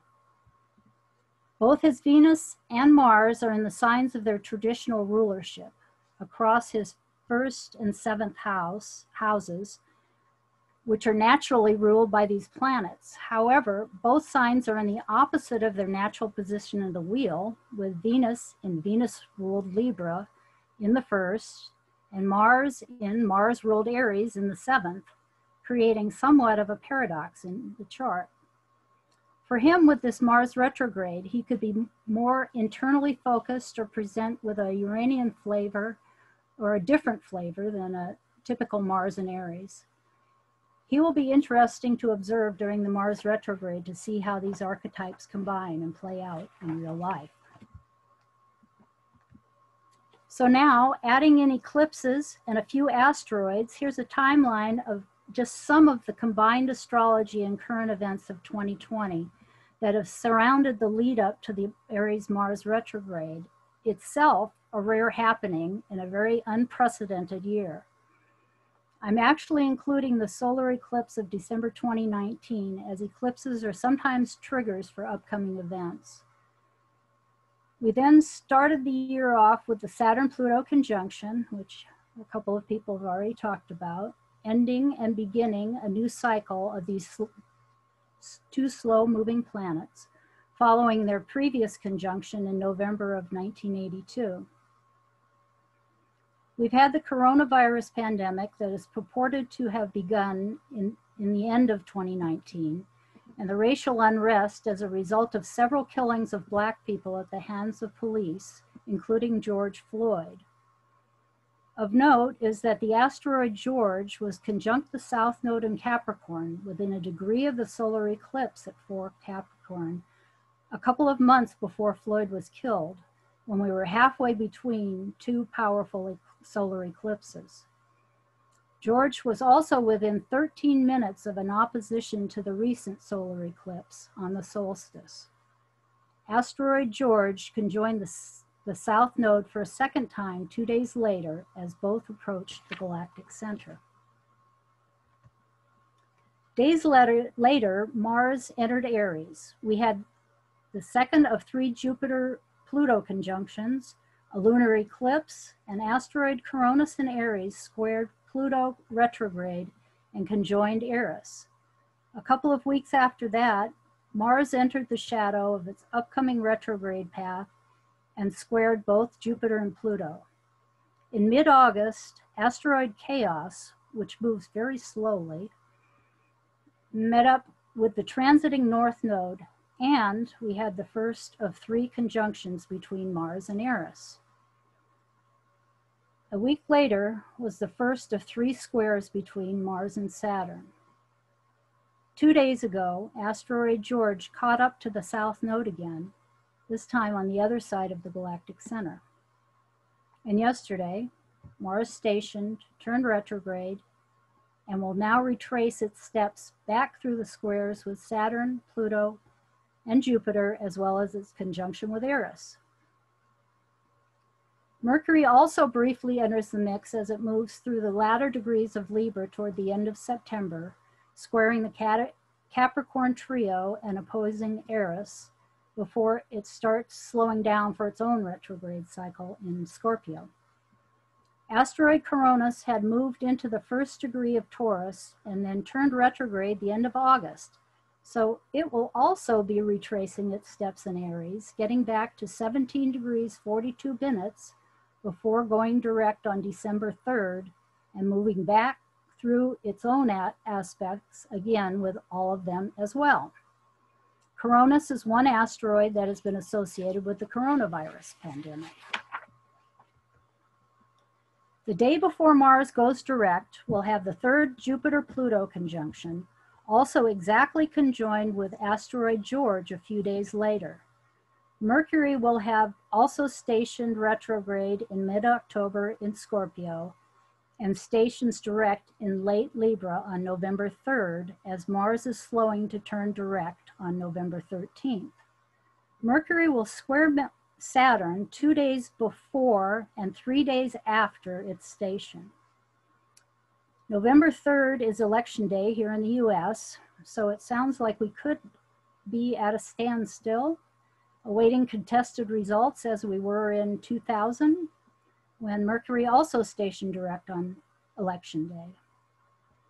Asteroid George will catch up to conjoin Pluto, followed by a lunar eclipse, a solar eclipse, and finally on the December 21st solstice will be the much anticipated Jupiter-Saturn conjunction at 0 degrees Aquarius, 29 minutes, with Pallas nearby. Pallas has been actively participating in the Capricorn party since early in 2020, weaving in between Jupiter, Saturn, and Pluto, now helping to usher them on into Aquarius. This is followed immediately by the final Mars-Eris conjunction on the same day as the conjunction of the asteroids Isis and Osiris, which meet up every couple of years. These two asteroids, interestingly, don't travel far from one another, but take turns with one going out ahead and the other one catching up. Since 2007, they've also alternated meeting up first in Leo, then in Aquarius, as they do this time, with Isis doing the catching up. Isis is known as the synthesizer of love and wisdom from our experiences, and Osiris for fertility, regeneration, individuation, destruction, death, and rebirth. Sound familiar? So if you're seeking further information as to the signification of their meeting, Gray Crawford has written an article about them on his website, graycrawford.net, and in it he says, the story of Isis and Osiris holds the intensity of their love that can weave together the most disparate of parts and heal the dismembered and fractured parts of our being. After Mars squares Pluto and exits the retrograde shadow, he will enter Taurus, where he'll square Saturn for the final time this go-round at 3 degrees. And then we'll have the 3rd and final meeting with Jupiter, now in Aquarius, at 8 degrees. Asteroid Coronis also makes its final contacts with Eris and Pluto and then moves into Taurus as well. So here's the chart for the 2nd Mars-Eris conjunction set for Washington, D.C. with Mars retrograde and approaching the middle of the cycle with its opposition to the sun. Mars and or Eris and Pluto are still within 2 degrees of a square with each other. And Pluto will station direct 5 hours after this conjunction, having recently revisited the exact degree of the conjunction with Saturn on August 29th, and will do it again for the final pass on November 8th. So again, for those of us here in the US, that will be days after the presidential election. So this conjunction here is in the build-up to that, just about a month beforehand. Mercury will oppose Uranus days later. Mars will go on to square Pluto 2 days after that. And then Mercury will slow down and go retrograde the following week as well to head back into the cardinal soup. There just may be more than one October surprise in this run-up to the election. Here are the recent Cancer Capricorn eclipses. You can see that the two in July of 2018 and 2019 were kind of a look forward, as they were both within a couple of degrees of the Saturn-Pluto conjunction, signifying the systemic breakdown and transformation happening in the world right now, and suggesting an underlying theme that seems to be playing out, that is the corruption of the patriarchal structure. Much evidence of this is being brought to light for us to heal.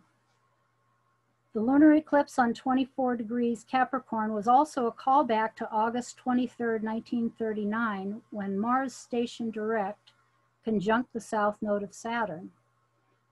I've noted here that just over a week later, World War II started.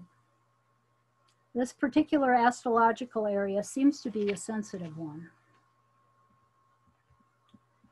So before I go to my volunteers chart, I'd like to briefly mention that a Metonic eclipse series is one that repeats every 19 years.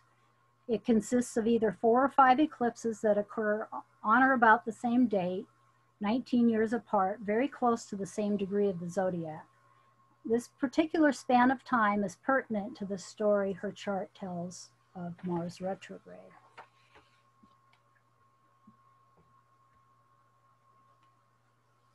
So, Nicole has a Scorpio ascendant with natal Mars in the 8th house in the last quarter square with Pluto, which is conjunct Venus, all reinforcing the Plutonian theme.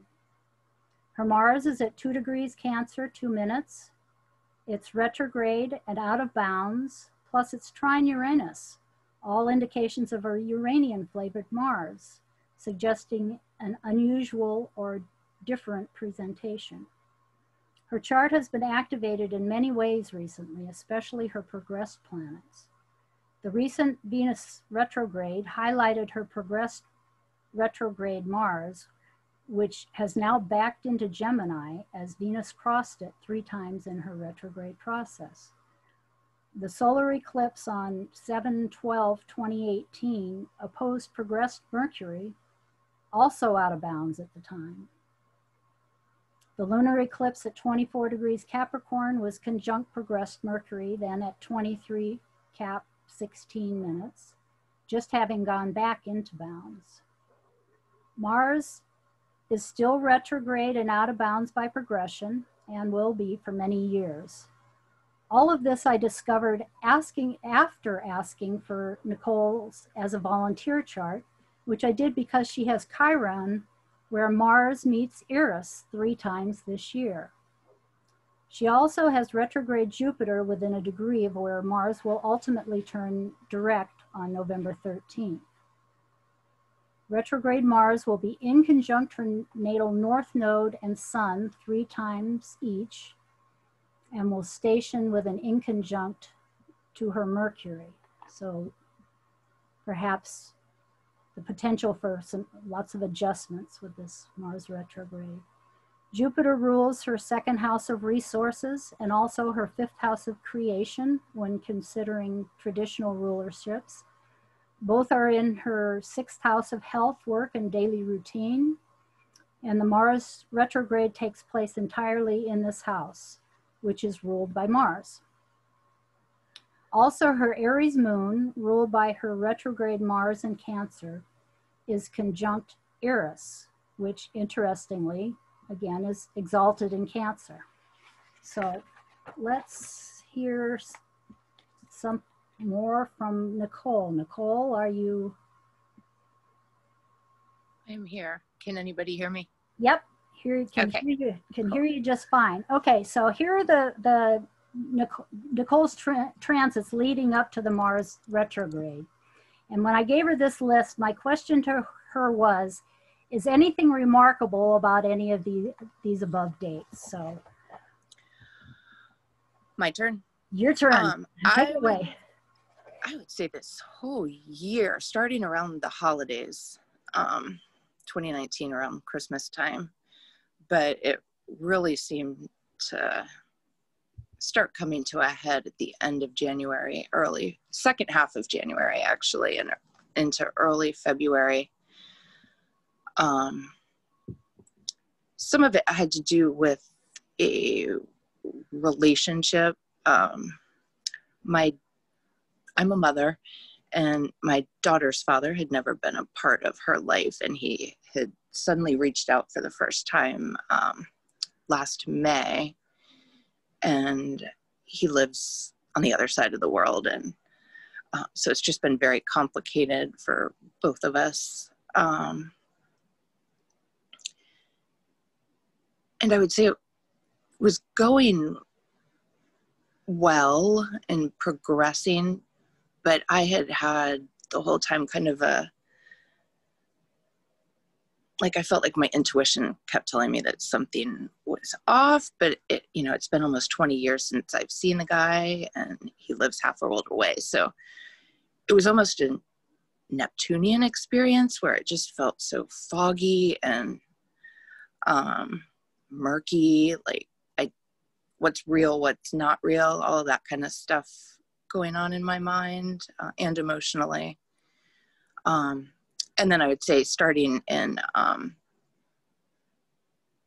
the end of January, actually right after the 26th, on the 28th, is when I started confronting her father.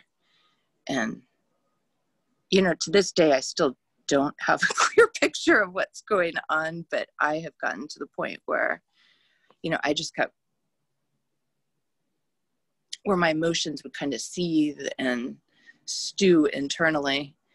And then that was kind of magnified by the whole quarantine thing, being quarantined with my daughter for so many months now, just feeling at least like I have to kind of internalize, keep everything internal.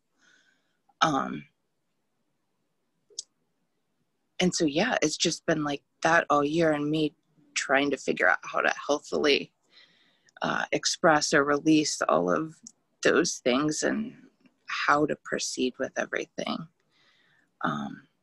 In a year where I felt like it's been kind of gaslighting the whole time, maybe. And it started to have direct impacts on my health. I'm a type 1 diabetic, and just all of that internalized emotion has been wreaking havoc on my blood sugars. So I guess maybe that comes in with the 6th house stuff, since they're transiting my 6th house. Absolutely, yeah, with all of the ruler, all of the. So it's kind of been one of those periods where I feel like a lot of stuff is going on externally, but also internally, kind of at the same time. It's just been it's been a lot. Yeah, it has been a lot. I mean, just with all of these transits, I mean, Coronis, of course, is, affecting your chart, and, your Jupiter is being transited and kicking up your natal Mars in Cancer. And one of the things that I love that you said to me relative to the Eris archetype was that you told me that your daughter calls you her Mama Grizzly. Bear. Yeah. So you kind of pulled out your inner warrior and But it's also been very confusing because, there's so much haze and murkiness to it. It's been like I don't know what is the right thing to do, where I'm the type of person where I usually have like pretty immediate and strong instincts, and I tend to act upon them. And I have just felt like that's like, it's just like I've been gaslighted, and I can't trust my own mind. So it's been hard to evaluate how to act. And that's not typically the way I am. Yeah. Well, one thing that I also noticed was the eclipses. So you said that you had met him, and about 19, 20 years ago. And so this series of eclipses, this Metonic series of eclipses have occurred within 3 degrees of your Mars. Yes, yes. Over a period of, the first one in 1982 here was at that time the transiting nodes were square your moon, and you said to me that you had been diagnosed a couple of years later with type 1 diabetes. Yep. And then the second one here was in 2001. Yeah, and I was living in DC there right before 9/11. I'd gone back to school, and then I met him shortly after 9/11. So that was another crazy time period. Right, and for this eclipse on your Mars. And the nodes were in the same place in our charts as they are now. Also. Exactly, and they were square to your Venus. So that was when the relationship began. And then for this one, again, conjunct your Mars. Because it was such a powerful eclipse, the transiting north node was also conjunct your Mars. So it brought out the properties, of your natal Mars, and,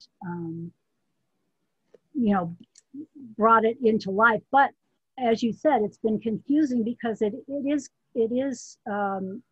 retrograde in your natal chart. And you're learning more about it. You came here to do it differently. Yes, and I would say I'm normally a very passive person. I hate confrontation, but I also have a strong protective instinct, both self-protective and of others, and so that's kind of like a weird dichotomy that I've always had within myself, and those two sides don't always necessarily get along or well with one another. Right. Well, yeah, and it also pulls in your Chiron too, healing. With the Eris and Chiron kind of combining, healing that. And digging deep and figuring out what it is that you want to fight for. Mm-hmm. Definitely. Yeah. So do you have anything else to add? Not overall. I feel like things are not externally, certainly. I'm looking up at an orange sky right now, but internally, I feel like I'm starting to become more settled feeling, and my blood sugars have already responded. That's great. Where, I don't know what I am. Like, I feel like I've kind of been through the blender, so I'm kind of numb to everything to a degree still. Yeah. Yeah. But I feel like I'm on, that it's gotten to the bottom, hopefully, and I'm on the upswing, the resolution phase. So. Well, yeah, and this is a, the retrograde is a kind of a revisiting, kind of, we got here. Now you get to go back and look at it and, and analyze it and see if there's any adjustments that you want to make going forward. And one thing that I would say fits how I've been feeling all year is like the whole dark night of the soul concept. And that seems, I don't know if it's all the Scorpio maybe, or that my chart is Plutonian, but that has seemed to be kind of a cyclical theme in my life, like where,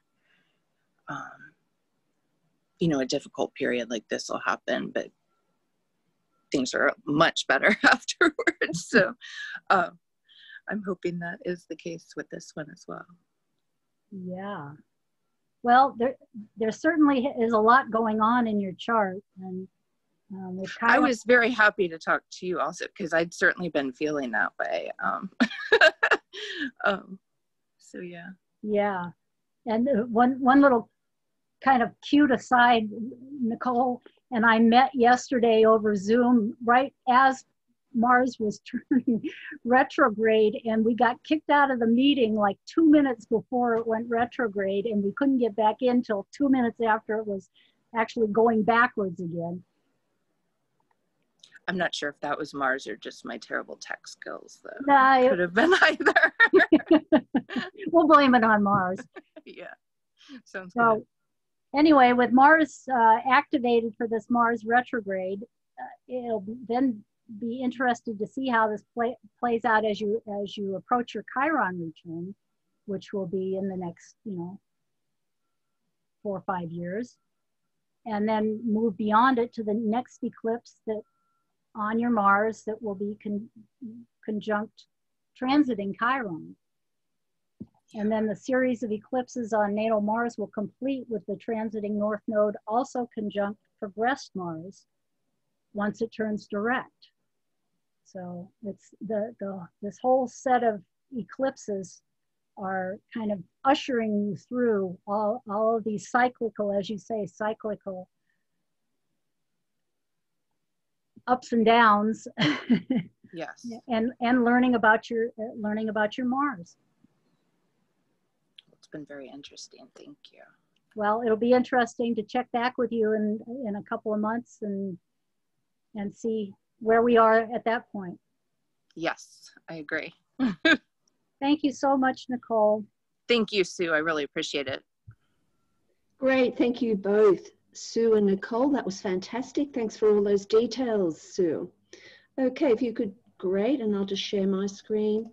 And next up is Steve Wolfson with Volunteer Robin. Hi, Steve, go ahead. Hello, turning on my video.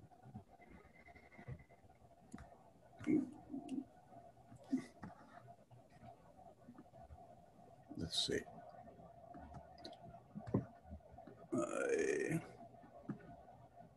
There we go, that's better. Yeah, maybe if you can focus on me for a bit, that would be good. Yes, you're on full I'm seeing Linda. So, and I am trying to see if I can get focused in this video frame. Okay, so my perspective, I am a kind of a big picture overview orientation to things, and I'm going to be commenting from that perspective as to what's going on and what role I feel this Aries, this Mars retrograde that we're talking about is playing in it. So I was drawn last night to an old song as it started playing in my head, which is not unusual. And all of a sudden I'm listening to the words playing in my head and going, this is an awesome description to me of Mars retrograde. And I was going to play the song, but we had some technical difficulties, and then I decided it would be faster to just read the lyrics. So this is where we start. And I feel this is pretty universal for right now, and I'm going to expound on it after reading it. The song is called Sitting in Limbo. If you're old enough or a reggae fan, you know the song. And the words are, sitting here in limbo, but I know it won't be long. Sitting here in limbo, like a bird without a song.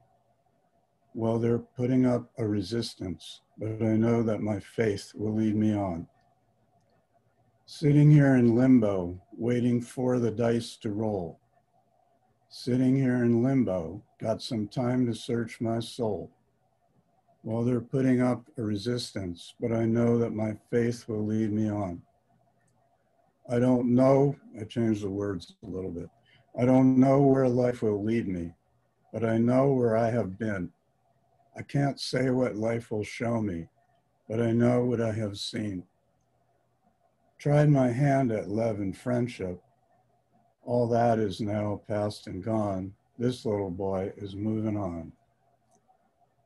Sitting here in limbo, waiting for the tide to flow. Sitting here in limbo, knowing that I have to go. I'll stop there. That basically, as someone mentioned, the very nature of Mars to me is action. And the very nature of retrograde to me is you stop. And Mars is not particularly happy about stopping. And that's why I call it sitting here in limbo. The focus in my life for quite a while has been on what am I feeling? What are you feeling? And I talked last, I think, about unworthiness, which I am realizing is a key underlying factor in our lives, in our emotions, in our unconsciousness that we don't even realize the extent of it. All of these things that come up, our emotions, our anger, our upset, our fear, all this, if you boil it down, underneath there are degrees of unworthiness. I grow clearer and clearer. Unworthiness itself is conditioning.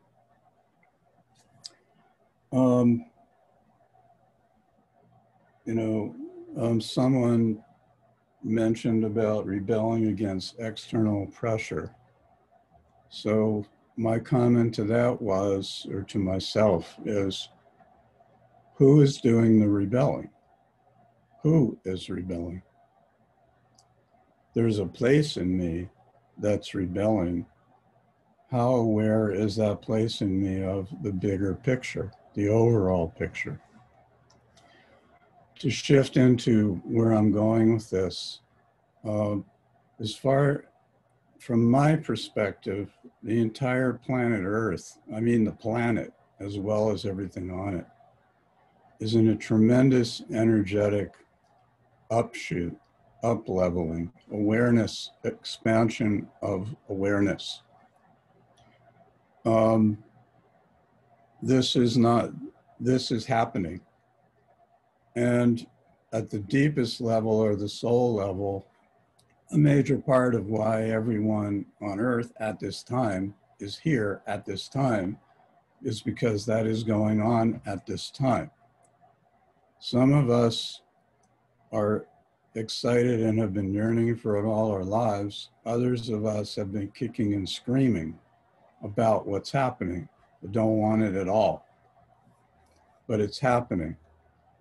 I want to bring in also, because I can't really take one thing out of context like Mars being retrograde. It's in context, and in the United States, the context to me at this point is the Pluto return of the United States, which is going to result in a tremendous restructuring.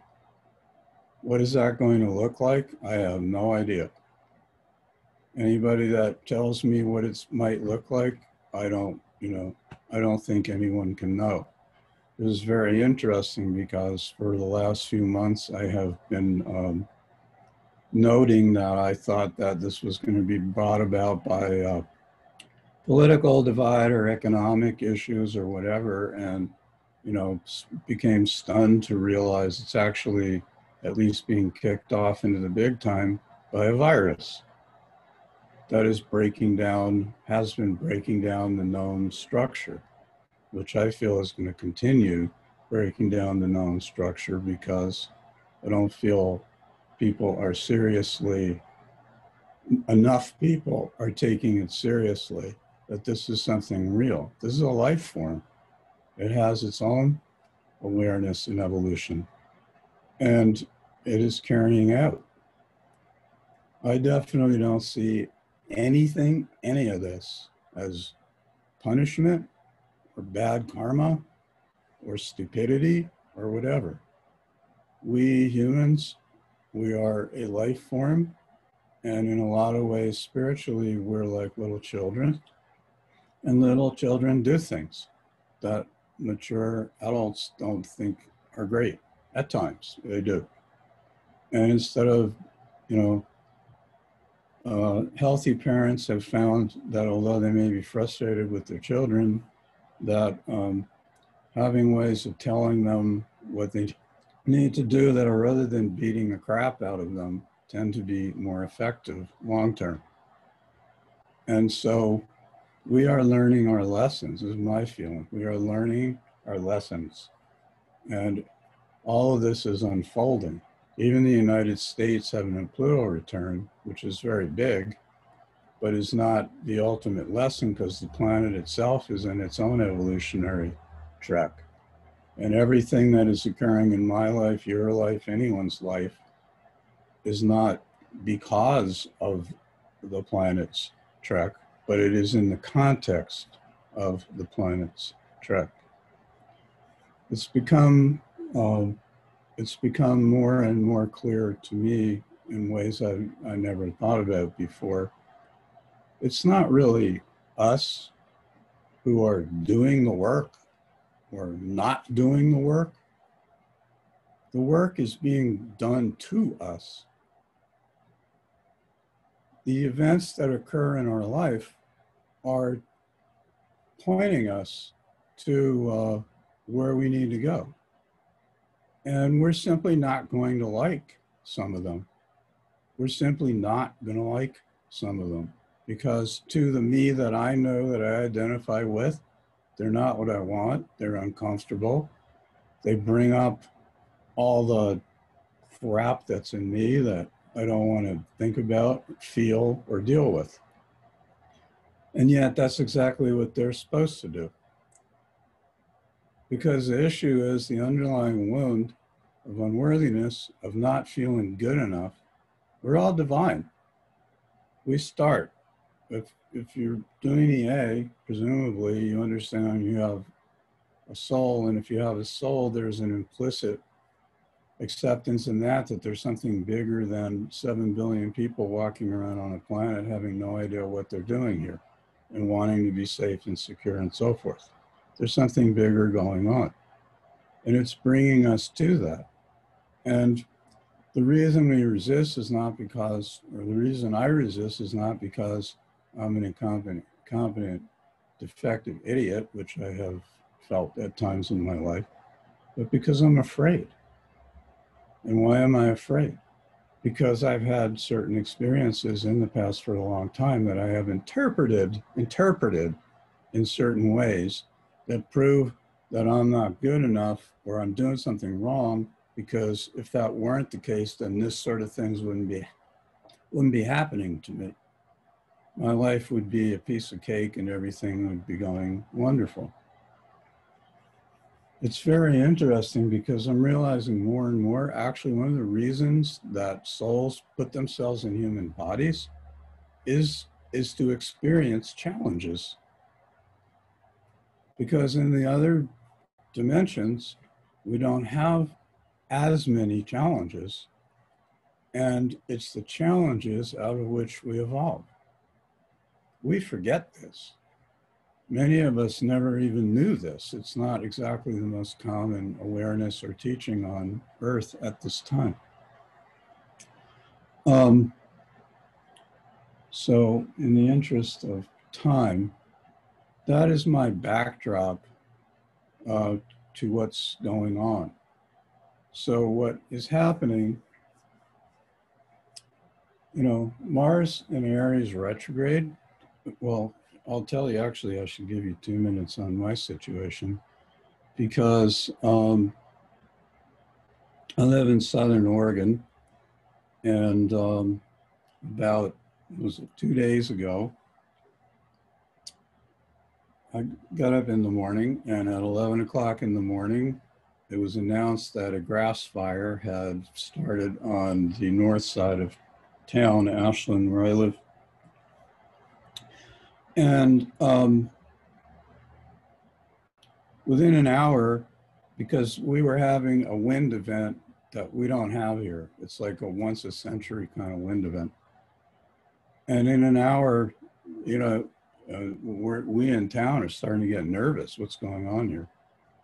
Well, the fire went north, and fortunately, it bypassed most of the town I live in, and unfortunately, it went right up the interstate and pretty much wiped out significant portions of the next 2 towns north of here. In other words, I just read, because nobody knows because they're shut down. So at least 600 houses are burned. And this is in an area with a population, one town has a population of 2,500, and they've lost 200 to 300 houses in that town. And the town north of there is worse. Now went up to the big town, and then yesterday it's burning more. So I thought this was very interesting. As Mars is stationing, we have this windstorm like it's going out of style. And then it's all over Oregon. And then I saw a map of the west, not just the West Coast, the West. The west of the US is on fire.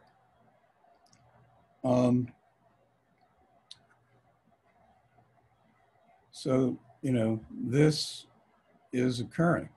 We have no control over this, per se. As an individual, I have no control over it. My bags that were packed because we were on get ready to evacuate notice, my bags are still sitting on the couch, you know, 3 feet from me, because it's very unlikely right now there's going to be a fire, but it's not impossible. The wind has shifted the other direction now towards here, and the air is so bad. I was wearing an N95 mask in my living room before because of the smoke. Right now, it's not that bad. So anyway, my point in all this is we don't know what's going to happen. This is not fun. Having your house, I know, I mean, I don't know all the people whose houses have burned down yet. I know at least a number of people who just lost their whole house and everything they own. And you got a couple of communities where this is widespread. Blocks were gone. Mobile home parks, gone. This is obviously trauma inducing. And this is obviously an end to reality as I have known it. And then, you know, various people go to various places about events like this. Some are saying that Antifa came down here and set the place on fire. Crazy people are setting the place on fire. You know, people are mad at some people are mad at each other about this, the other thing. And at the same time, the majority impulse is people banding together in incredible ways to support those who are in suffering. And, but this is a change. This is going to change the government in this area because there was not evacuation and plans for an event like this. Actually, I saw on TV, this was one of the first times when the modus operandi of a wildfire, forest fire, actually hit a populated area. This has not really happened very much. It was one of the first places. Our nature of reality of structure is changing. The point that I make is this is going to be very uncomfortable for periods of time. We're not going to like it. We're going to be scared at times. We're going to be angry at times. It's going to manifest in all different ways. And those reactions are okay. We have learned to, you know, it's not spiritual to react in this way, that way. I have this.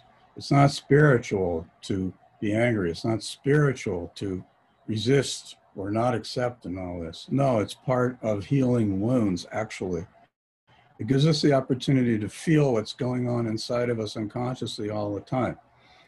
This, to me, is the point of transits. They all have their own flavors, but it makes us aware of stuff that we have not been aware of for various reasons. And so in essence, even though they can be very difficult and painful, they're actually helping us. And that is the point. And this mindset that it's some sort of punishment, bad karma, whatever, I feel is not the full truth. And because it just makes us feel, when we buy into that, then we feel even more unworthy. This wouldn't be happening to me if blah, blah, blah. So, let me see what I'm saying here. Yeah, someone was speaking about war before. And, you know, I'm seeing more and more that I have, and I feel most people do on observation. We actually have wars going on inside us. Someone was speaking about the different conflicts that are in them. In other words, we have parts in us that want to do one thing and other parts that want to do another thing, and those things are incompatible. One part wants to be angry, and one part, you know, feels that that's not right, and so forth. And so there's a war going on in there because we haven't learned these different sides within us are actually on the same team. They have something they're trying to express. They each have something for the other point of view. We can apply this to the political situation also. I'm not going to talk about that now, but, you know, which is extreme, but it's like the war within. It's like the sides that we have, yes, the shadow, that we're denying this other side. You know, I am a progressive person and I don't want this, so I can't admit that I have sides in me that feel like some of the stuff that is the very stuff that I can't stand. I can't stand having that in me. But from that, I am denying parts of who I am. Everything within us is divine because nothing can exist that was not created in divinity. You know, I'm sorry, this is my perspective. Evil did not grow, quote, evil did not invent itself. It's something that is a possibility, and it's a way of manifesting certain energies, but it's an acting out rather than an owning or taking responsibility. You know, it's somebody else's fault. You know, I was treated badly and da da da da. And this is not in any, I am not shaming victims. We are where we are. We need somebody to put an arm around us. And if I'm so pissed off that I can't stand having somebody putting an arm around me, or the person who's putting an arm around me is somebody that I hate, the person that is trying to put an arm around, I don't need to be there and take that, but I don't need to hold anger and hate in my heart. I can say this person is so out of touch with themselves, they can't see, they can't accept caring. At a certain level, they don't feel they deserve it. So to me, this is the transformation that is going on. And it is most likely going to be messy for, you know, perhaps quite a while. But it's to realize that this is part of the evolution. You know, I mean, it's funny because I've spent a lot of time in my life being pissed off about all the stupid things and ignorant things that go on and blah, blah, blah. And I started realizing, well, if there are people that are more aware that are here, then they're kind of here wanting to help. And so we run into people that just simply do not get it or can't understand. It's like, well, if they did understand, they wouldn't need somebody to show them, or some bodies to show them. So it's part of what we're doing here, actually, is learning how to embrace anger and hatred and craziness and be okay with it. And before I can do that, I need to be okay with myself. I'm getting clearer and clearer on that. So when you look at these transits as events that are bringing up the very things that are inside us that need to come up for us to feel that we will judge, because that's our conditioning. I can't have that. I'm not that. And yet it's there. That it's okay that it's there. I can learn that it's okay that it's there. and that this is a hurt part of me. And instead of sending it to its room or giving it a spanking, it actually wants to be held and loved, and it wants its viewpoint to be heard and understood, and go, you know, I can see why you're so upset. I can see why you're so afraid, and so forth. And in the process of doing this ongoing, my relationship with me is dramatically changing. And I'm pretty clear, the more people that are able to take this on, to hold this, to grasp this perspective, that as more and more people come into this space, we start seeing more external change, because there's more people there that are able to support and hold space for people that really need support and space held for them. I'm going to hold it to that. And Robin, if it's okay with you, would you be okay with asking me questions about things you would like me to talk about?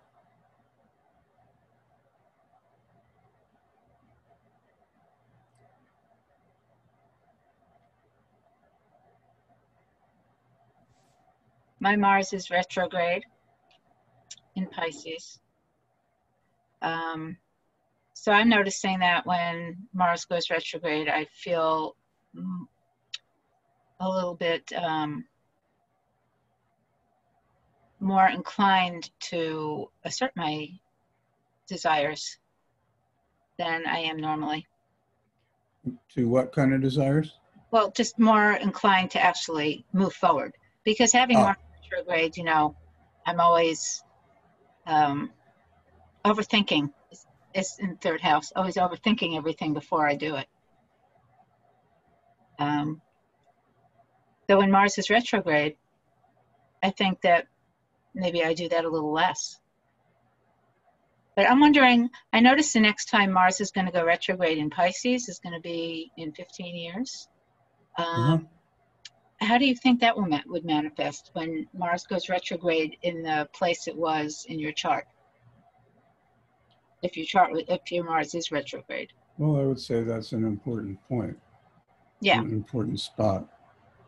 But I think I suggest, and it's good to know that, because that shows you that, well, that's an important spot, but that's the spot it is now. So to focus on now, in a sense, what is worked now is actually creating the response you're going to be feeling in 15 years. Because certain changes in awareness will be occurring now, and these are like seeds, and everything that we do see grows over time. We take the starting point and it grows. So that's what we're focusing on now.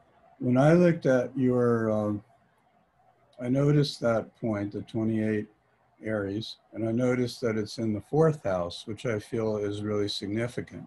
Mm-hmm. And I noticed that Neptune is right on your Mars now, and Neptune is the ruler of the Pisces of the Mars. And what else did I see? I took some notes.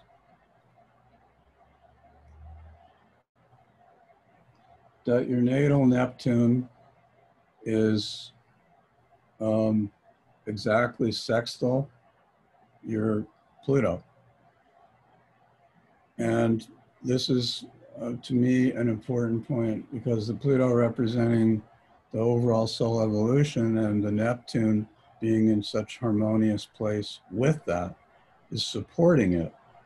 In other words, I would say there's something, also your North Node is in the 12th house. I would say that there's something there about learning to be, or practicing almost. It's like, it's okay. I'd start with this. It's okay that you overthink things. It's not a fault. It's not something that needs to be fixed. It's just a noticing. Again, I'll ask the question, who is doing the overthinking? Is that really, really who you are, or is that a mind that runs wild over our centered inner place, where I simply know myself when I'm in a calm, quiet mode or place? So I think this is encouraging you to allow yourself to have the time. I would start with, it's okay, because what you just said, you're aware, or you perceive that you tend to overthink things. Mm-hmm. So I would say, well, that's okay. That's a good, that's a good noticing. And it's not like, well, now that I notice that I overthink things, I'm just going to stop overthinking things. It doesn't work like that. No. Because this is our conditioning. Right. So there are reasons, and most likely relating to emotional security and insecurity, that lead to thinking. We try to cover with our mind. We try to figure out all the bases. You don't need to figure out all the bases. That's the thing. Someone was talking about the lack of trust that most of us have. As the biological beings, personalities, we've had plenty of experiences of why in God's name would I trust life, And that goes to places like, I'm here alone, where it's not safe, and not alone, but I'm on my own, I got to cover my own butt, all that sort of thing. And that's not totally not true, but that's only partly true. Because the learning to trust that life is actually on my side is key. And if I don't feel worthy, I can't move to a space of beginning to feel that life is on my side, because subconsciously, I don't feel I deserve that. And so that is the shifting. And as I don't even want to say like, you should meditate for 17 and a half minutes, at 7 o'clock every morning. I mean, we don't need that kind of stuff, not in that way. It's just like, I allow myself at times, when I'm tired of this, when my brain is weary, when I just need a rest, even if it's breaking my routine, I'm just going to allow myself to sit down for 10 minutes, 20 minutes, whatever, and just be. And I can watch my mind wander into this and that, but I can catch myself when the mind is acting up and just go, oh, look, there's my mind going, and that's okay. But now I'm going to come back to this center place. You may be only able to hold it for 30 seconds or 2 minutes. It doesn't matter. It's like over and over and over in very, very gentle ways over a long period of time. And gradually there will be changes. I think it's significant that Mars is in your 4th house in Aries. And it's like, to get in touch, more in touch. I don't know where you are with this, so I'm not implying that you're not. I would say there's an emphasis there to just notice, what am I feeling? Mars in Aries is prone at times to feel anger. So it's like, okay, I allow myself to feel the anger. What am I angry about?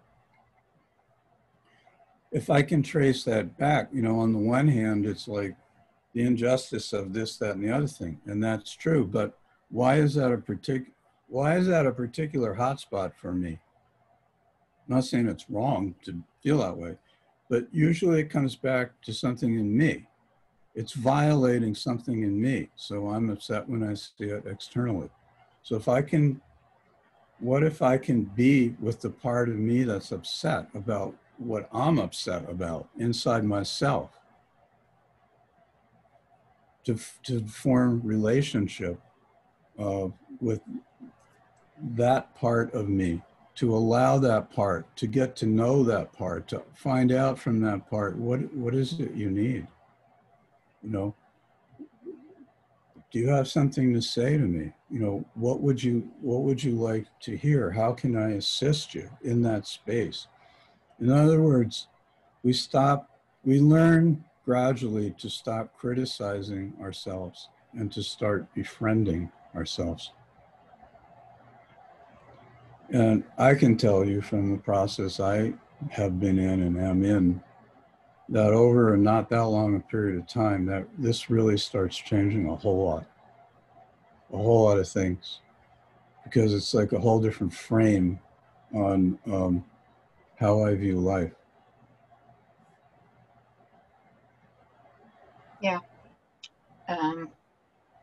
I see all that. And I do think along those lines also with, and it is social injustice is really the thing that does make me most angry, and the things that are going on in the world right now. But normally I don't really have a lot of anger, and if I do, it's suppressed. I don't really experience it. With the Pisces, I'm kind of just more accepting. Yeah.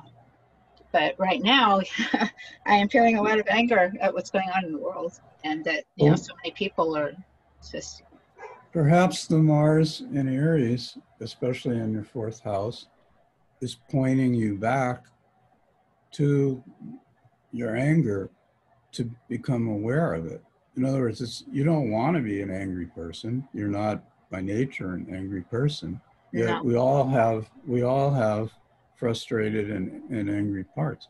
What you just said, I could say that's what bothers me, what's going on about, and the anger that I feel about it.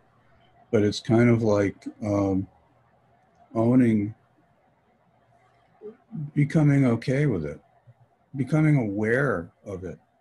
That kind of anger is like passion that moves towards action at the appropriate time. It wants to express. It's like, this just isn't right, and I need to take a stand here. And I don't mean protesting in the streets. I mean, it could be as simple as hearing somebody, you're having a conversation with somebody somewhere and they say something that's like, whoa. And it's like, I need to say something here, not condemning them, but it's like, I'm just not good with that. And I'm feeling a need to let you know why.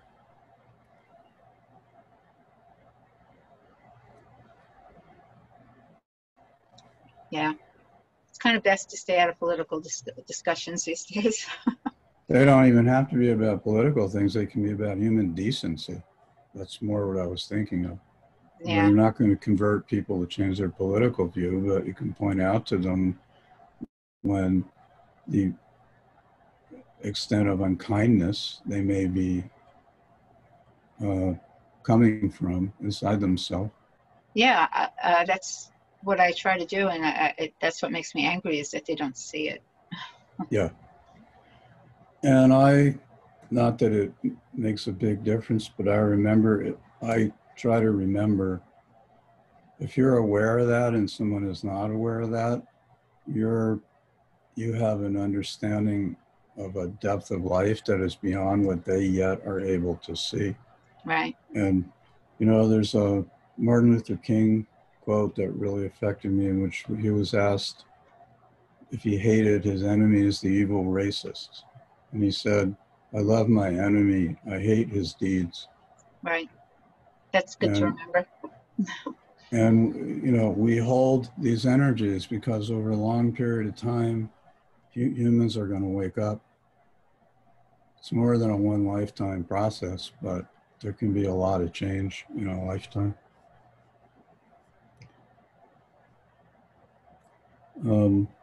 Are you okay with, is this good? Yeah, that's good. Okay, so because I'm over time.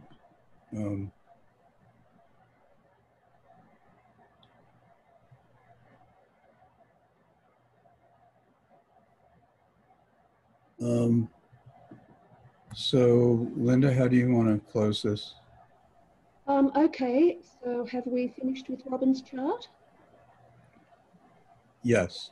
Okay, great. So what we'll do is we'll have a quick Q&A because someone in the chat is wanting to ask a question. So Penelope, what's your question, please?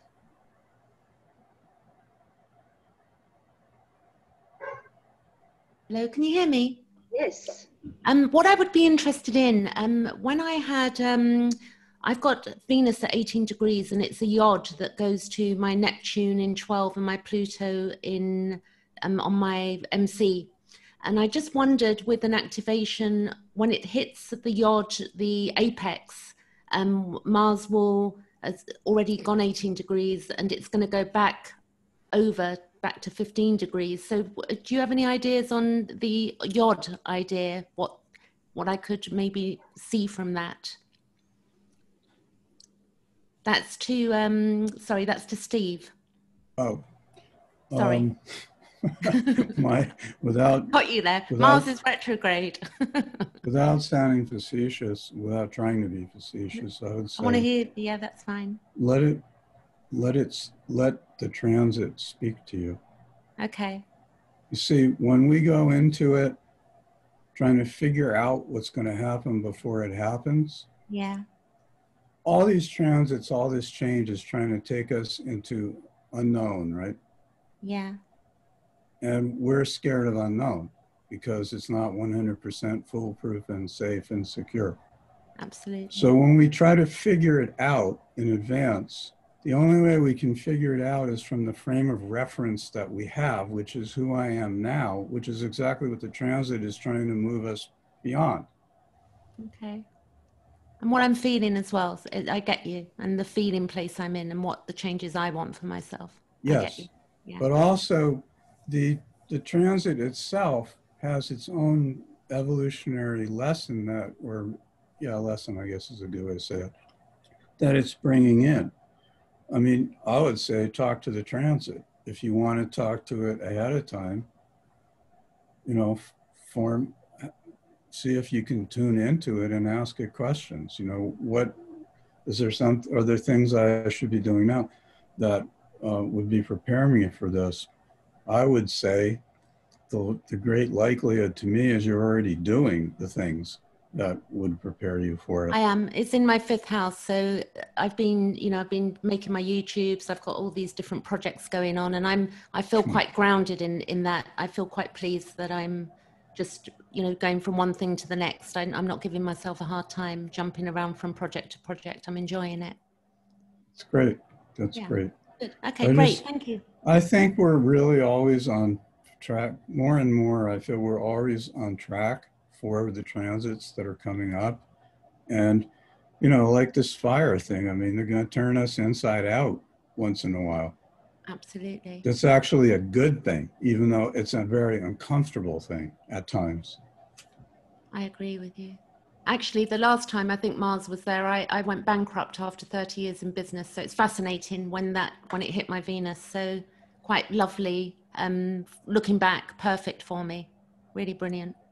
Right. It's like, yeah, we had to work hard to come up with a scheme to get you out of that. You're done with it. Absolutely. I was done with 30 years of something. Brilliant. Yeah. Good. All right. I'll reflect on that. Thank you so much. Thank you. You're welcome. Love your talks. Thank you. Thank you. Thanks, Penelope. Here's Carolyn's chart. He has transiting Mars retrograde is conjunct her. Oh, sorry, it's conjunct her ascendant. And we have the chart up on the screen. Anyone like to answer that? What about Kim Marie or Stacie?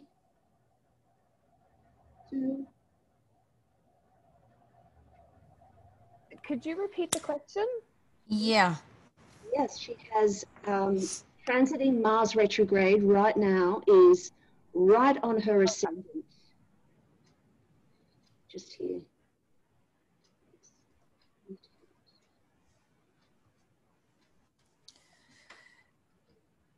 Oh, go ahead, Stacie, if you want to. It's Kim Marie. Hi, honey. Hi. I like the heart glyph. Yeah, so let's see. So you've got natal Pluto in the 4th in Leo, South Node in Scorpio in the 7th, retrograde. Okay, well, it's a node. Back to Pluto.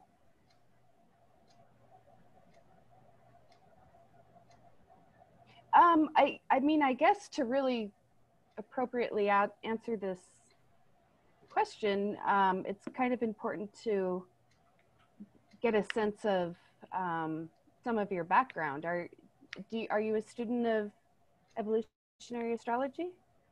I am. I've got many holes in my understanding and my ability to retain what I don't use every day, several times a day.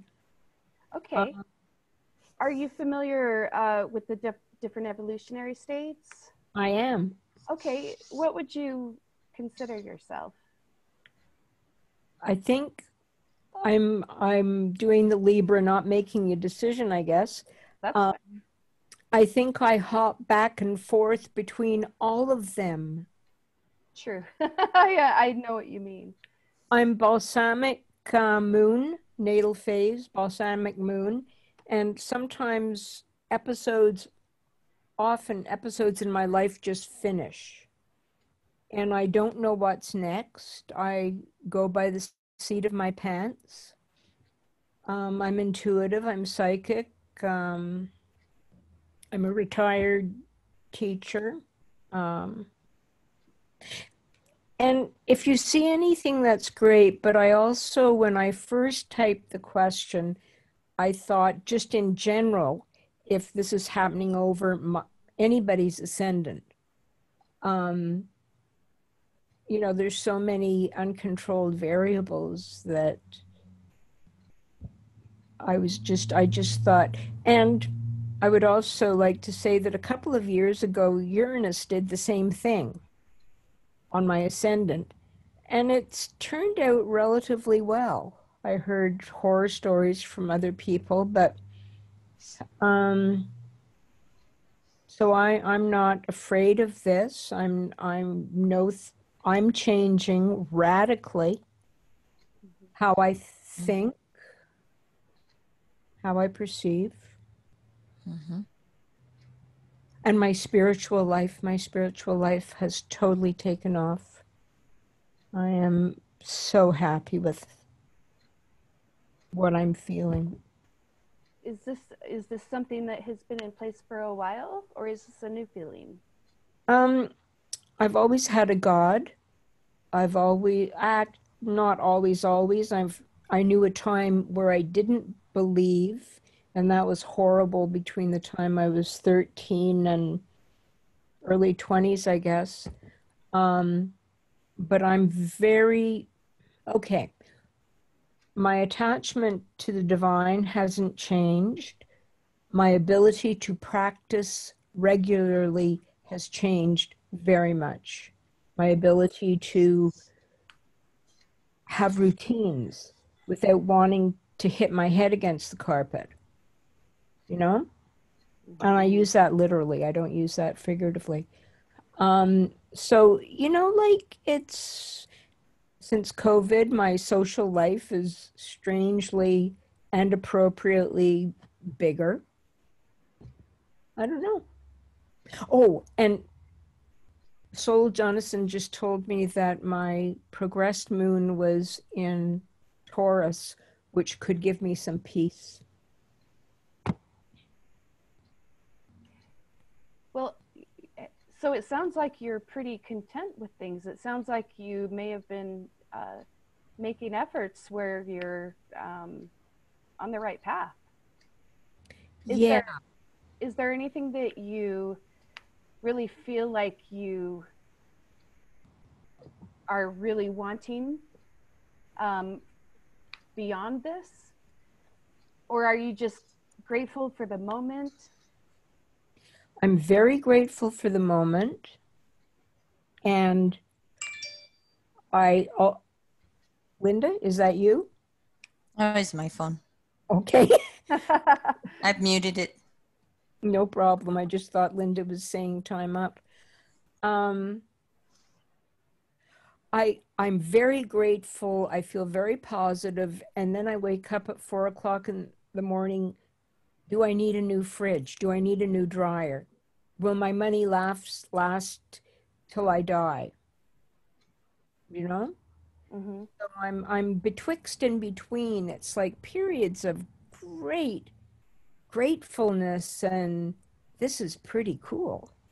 Mm-hmm. To the old, when's the other shoe going to drop? What's going to go wrong? Mars retrograde in the 12th house is learning to trust source. Okay, and that seems to be happening, Kim. And so you're being given an opportunity over the rest of this year to explore that. What does that look like in more and more conscious ways? You know, and so I think it was Steve who said it earlier, but, you know, as that fear comes up, how can you look at it? How can you explore it? Where is this coming from? In 12th house, how can I release that fear? Because if I look backwards at other moments when things have been scary, it turned out okay.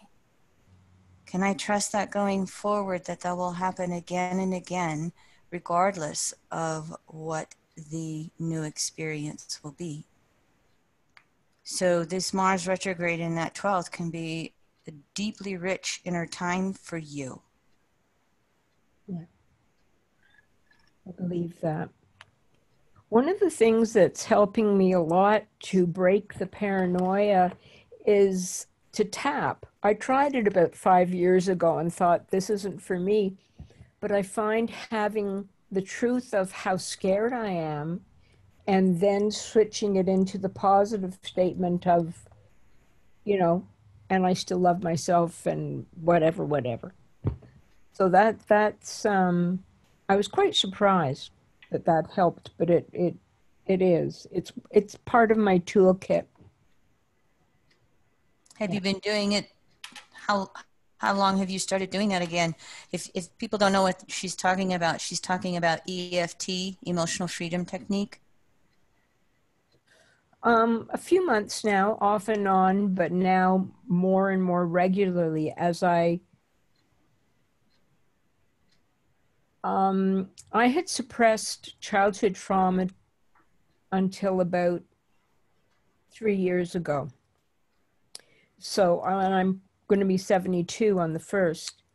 So it's a long time of pushing things down, and things are coming up in memories and how I have made interacting with people more difficult, how what I have done without blame, without shame, without, oh my God, you know, when I've just that. And I've been tapping for, I guess, yeah, I said off and on for about three months, but regularly now. Since Mars first went into Aries, actually, you know, teaching yourself a new action that affects you on deep emotional levels. Mars retrograde Aries 12. Textbook. Can I add something? Oh, please, Steve. Mm-hmm. Carolyn, I just, you know, on observation, you have a really sensitive energetic system. And that makes certain things, it's like things that people experience as a 2 on a 1 to 10, to a very sensitive energetic system are like an 8 or a 9. And they're difficult to handle. And that's why you said, you know, you were psychic and so forth. That's why.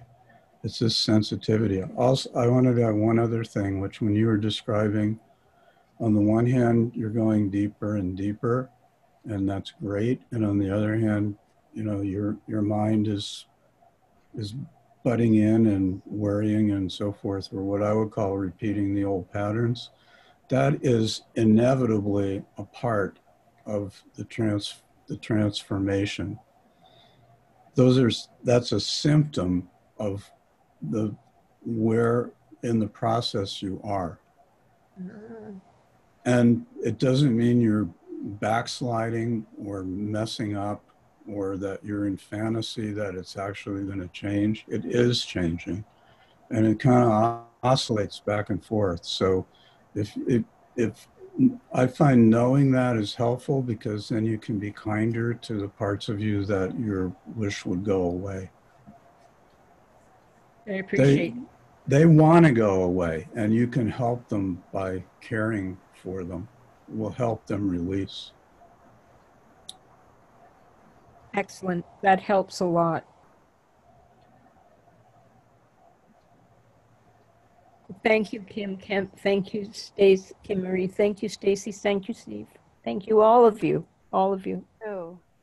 Very welcome, Carolyn. Thanks, Carolyn. That was fantastic. And okay, so this brings us to the end of our panel discussion on Mars retrograde.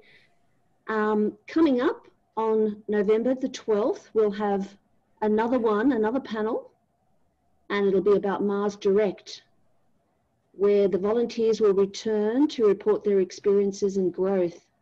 And we'll look back on the retrograde and just go from there. So we have someone in the chat. That was great, great, yes. So thank you all. Thank you to all our speakers. We're looking forward to seeing you again on November the 12th. Thank you, Steve, Kim Marie, Stacie, Tara, and Sue. So would everyone now please unmute and thank our speakers. Thank you so much. Everyone. Thank you. Thank you. Thanks, Stacie. Thanks, everyone. Thank you all. Bye, everyone. Bye. Bye.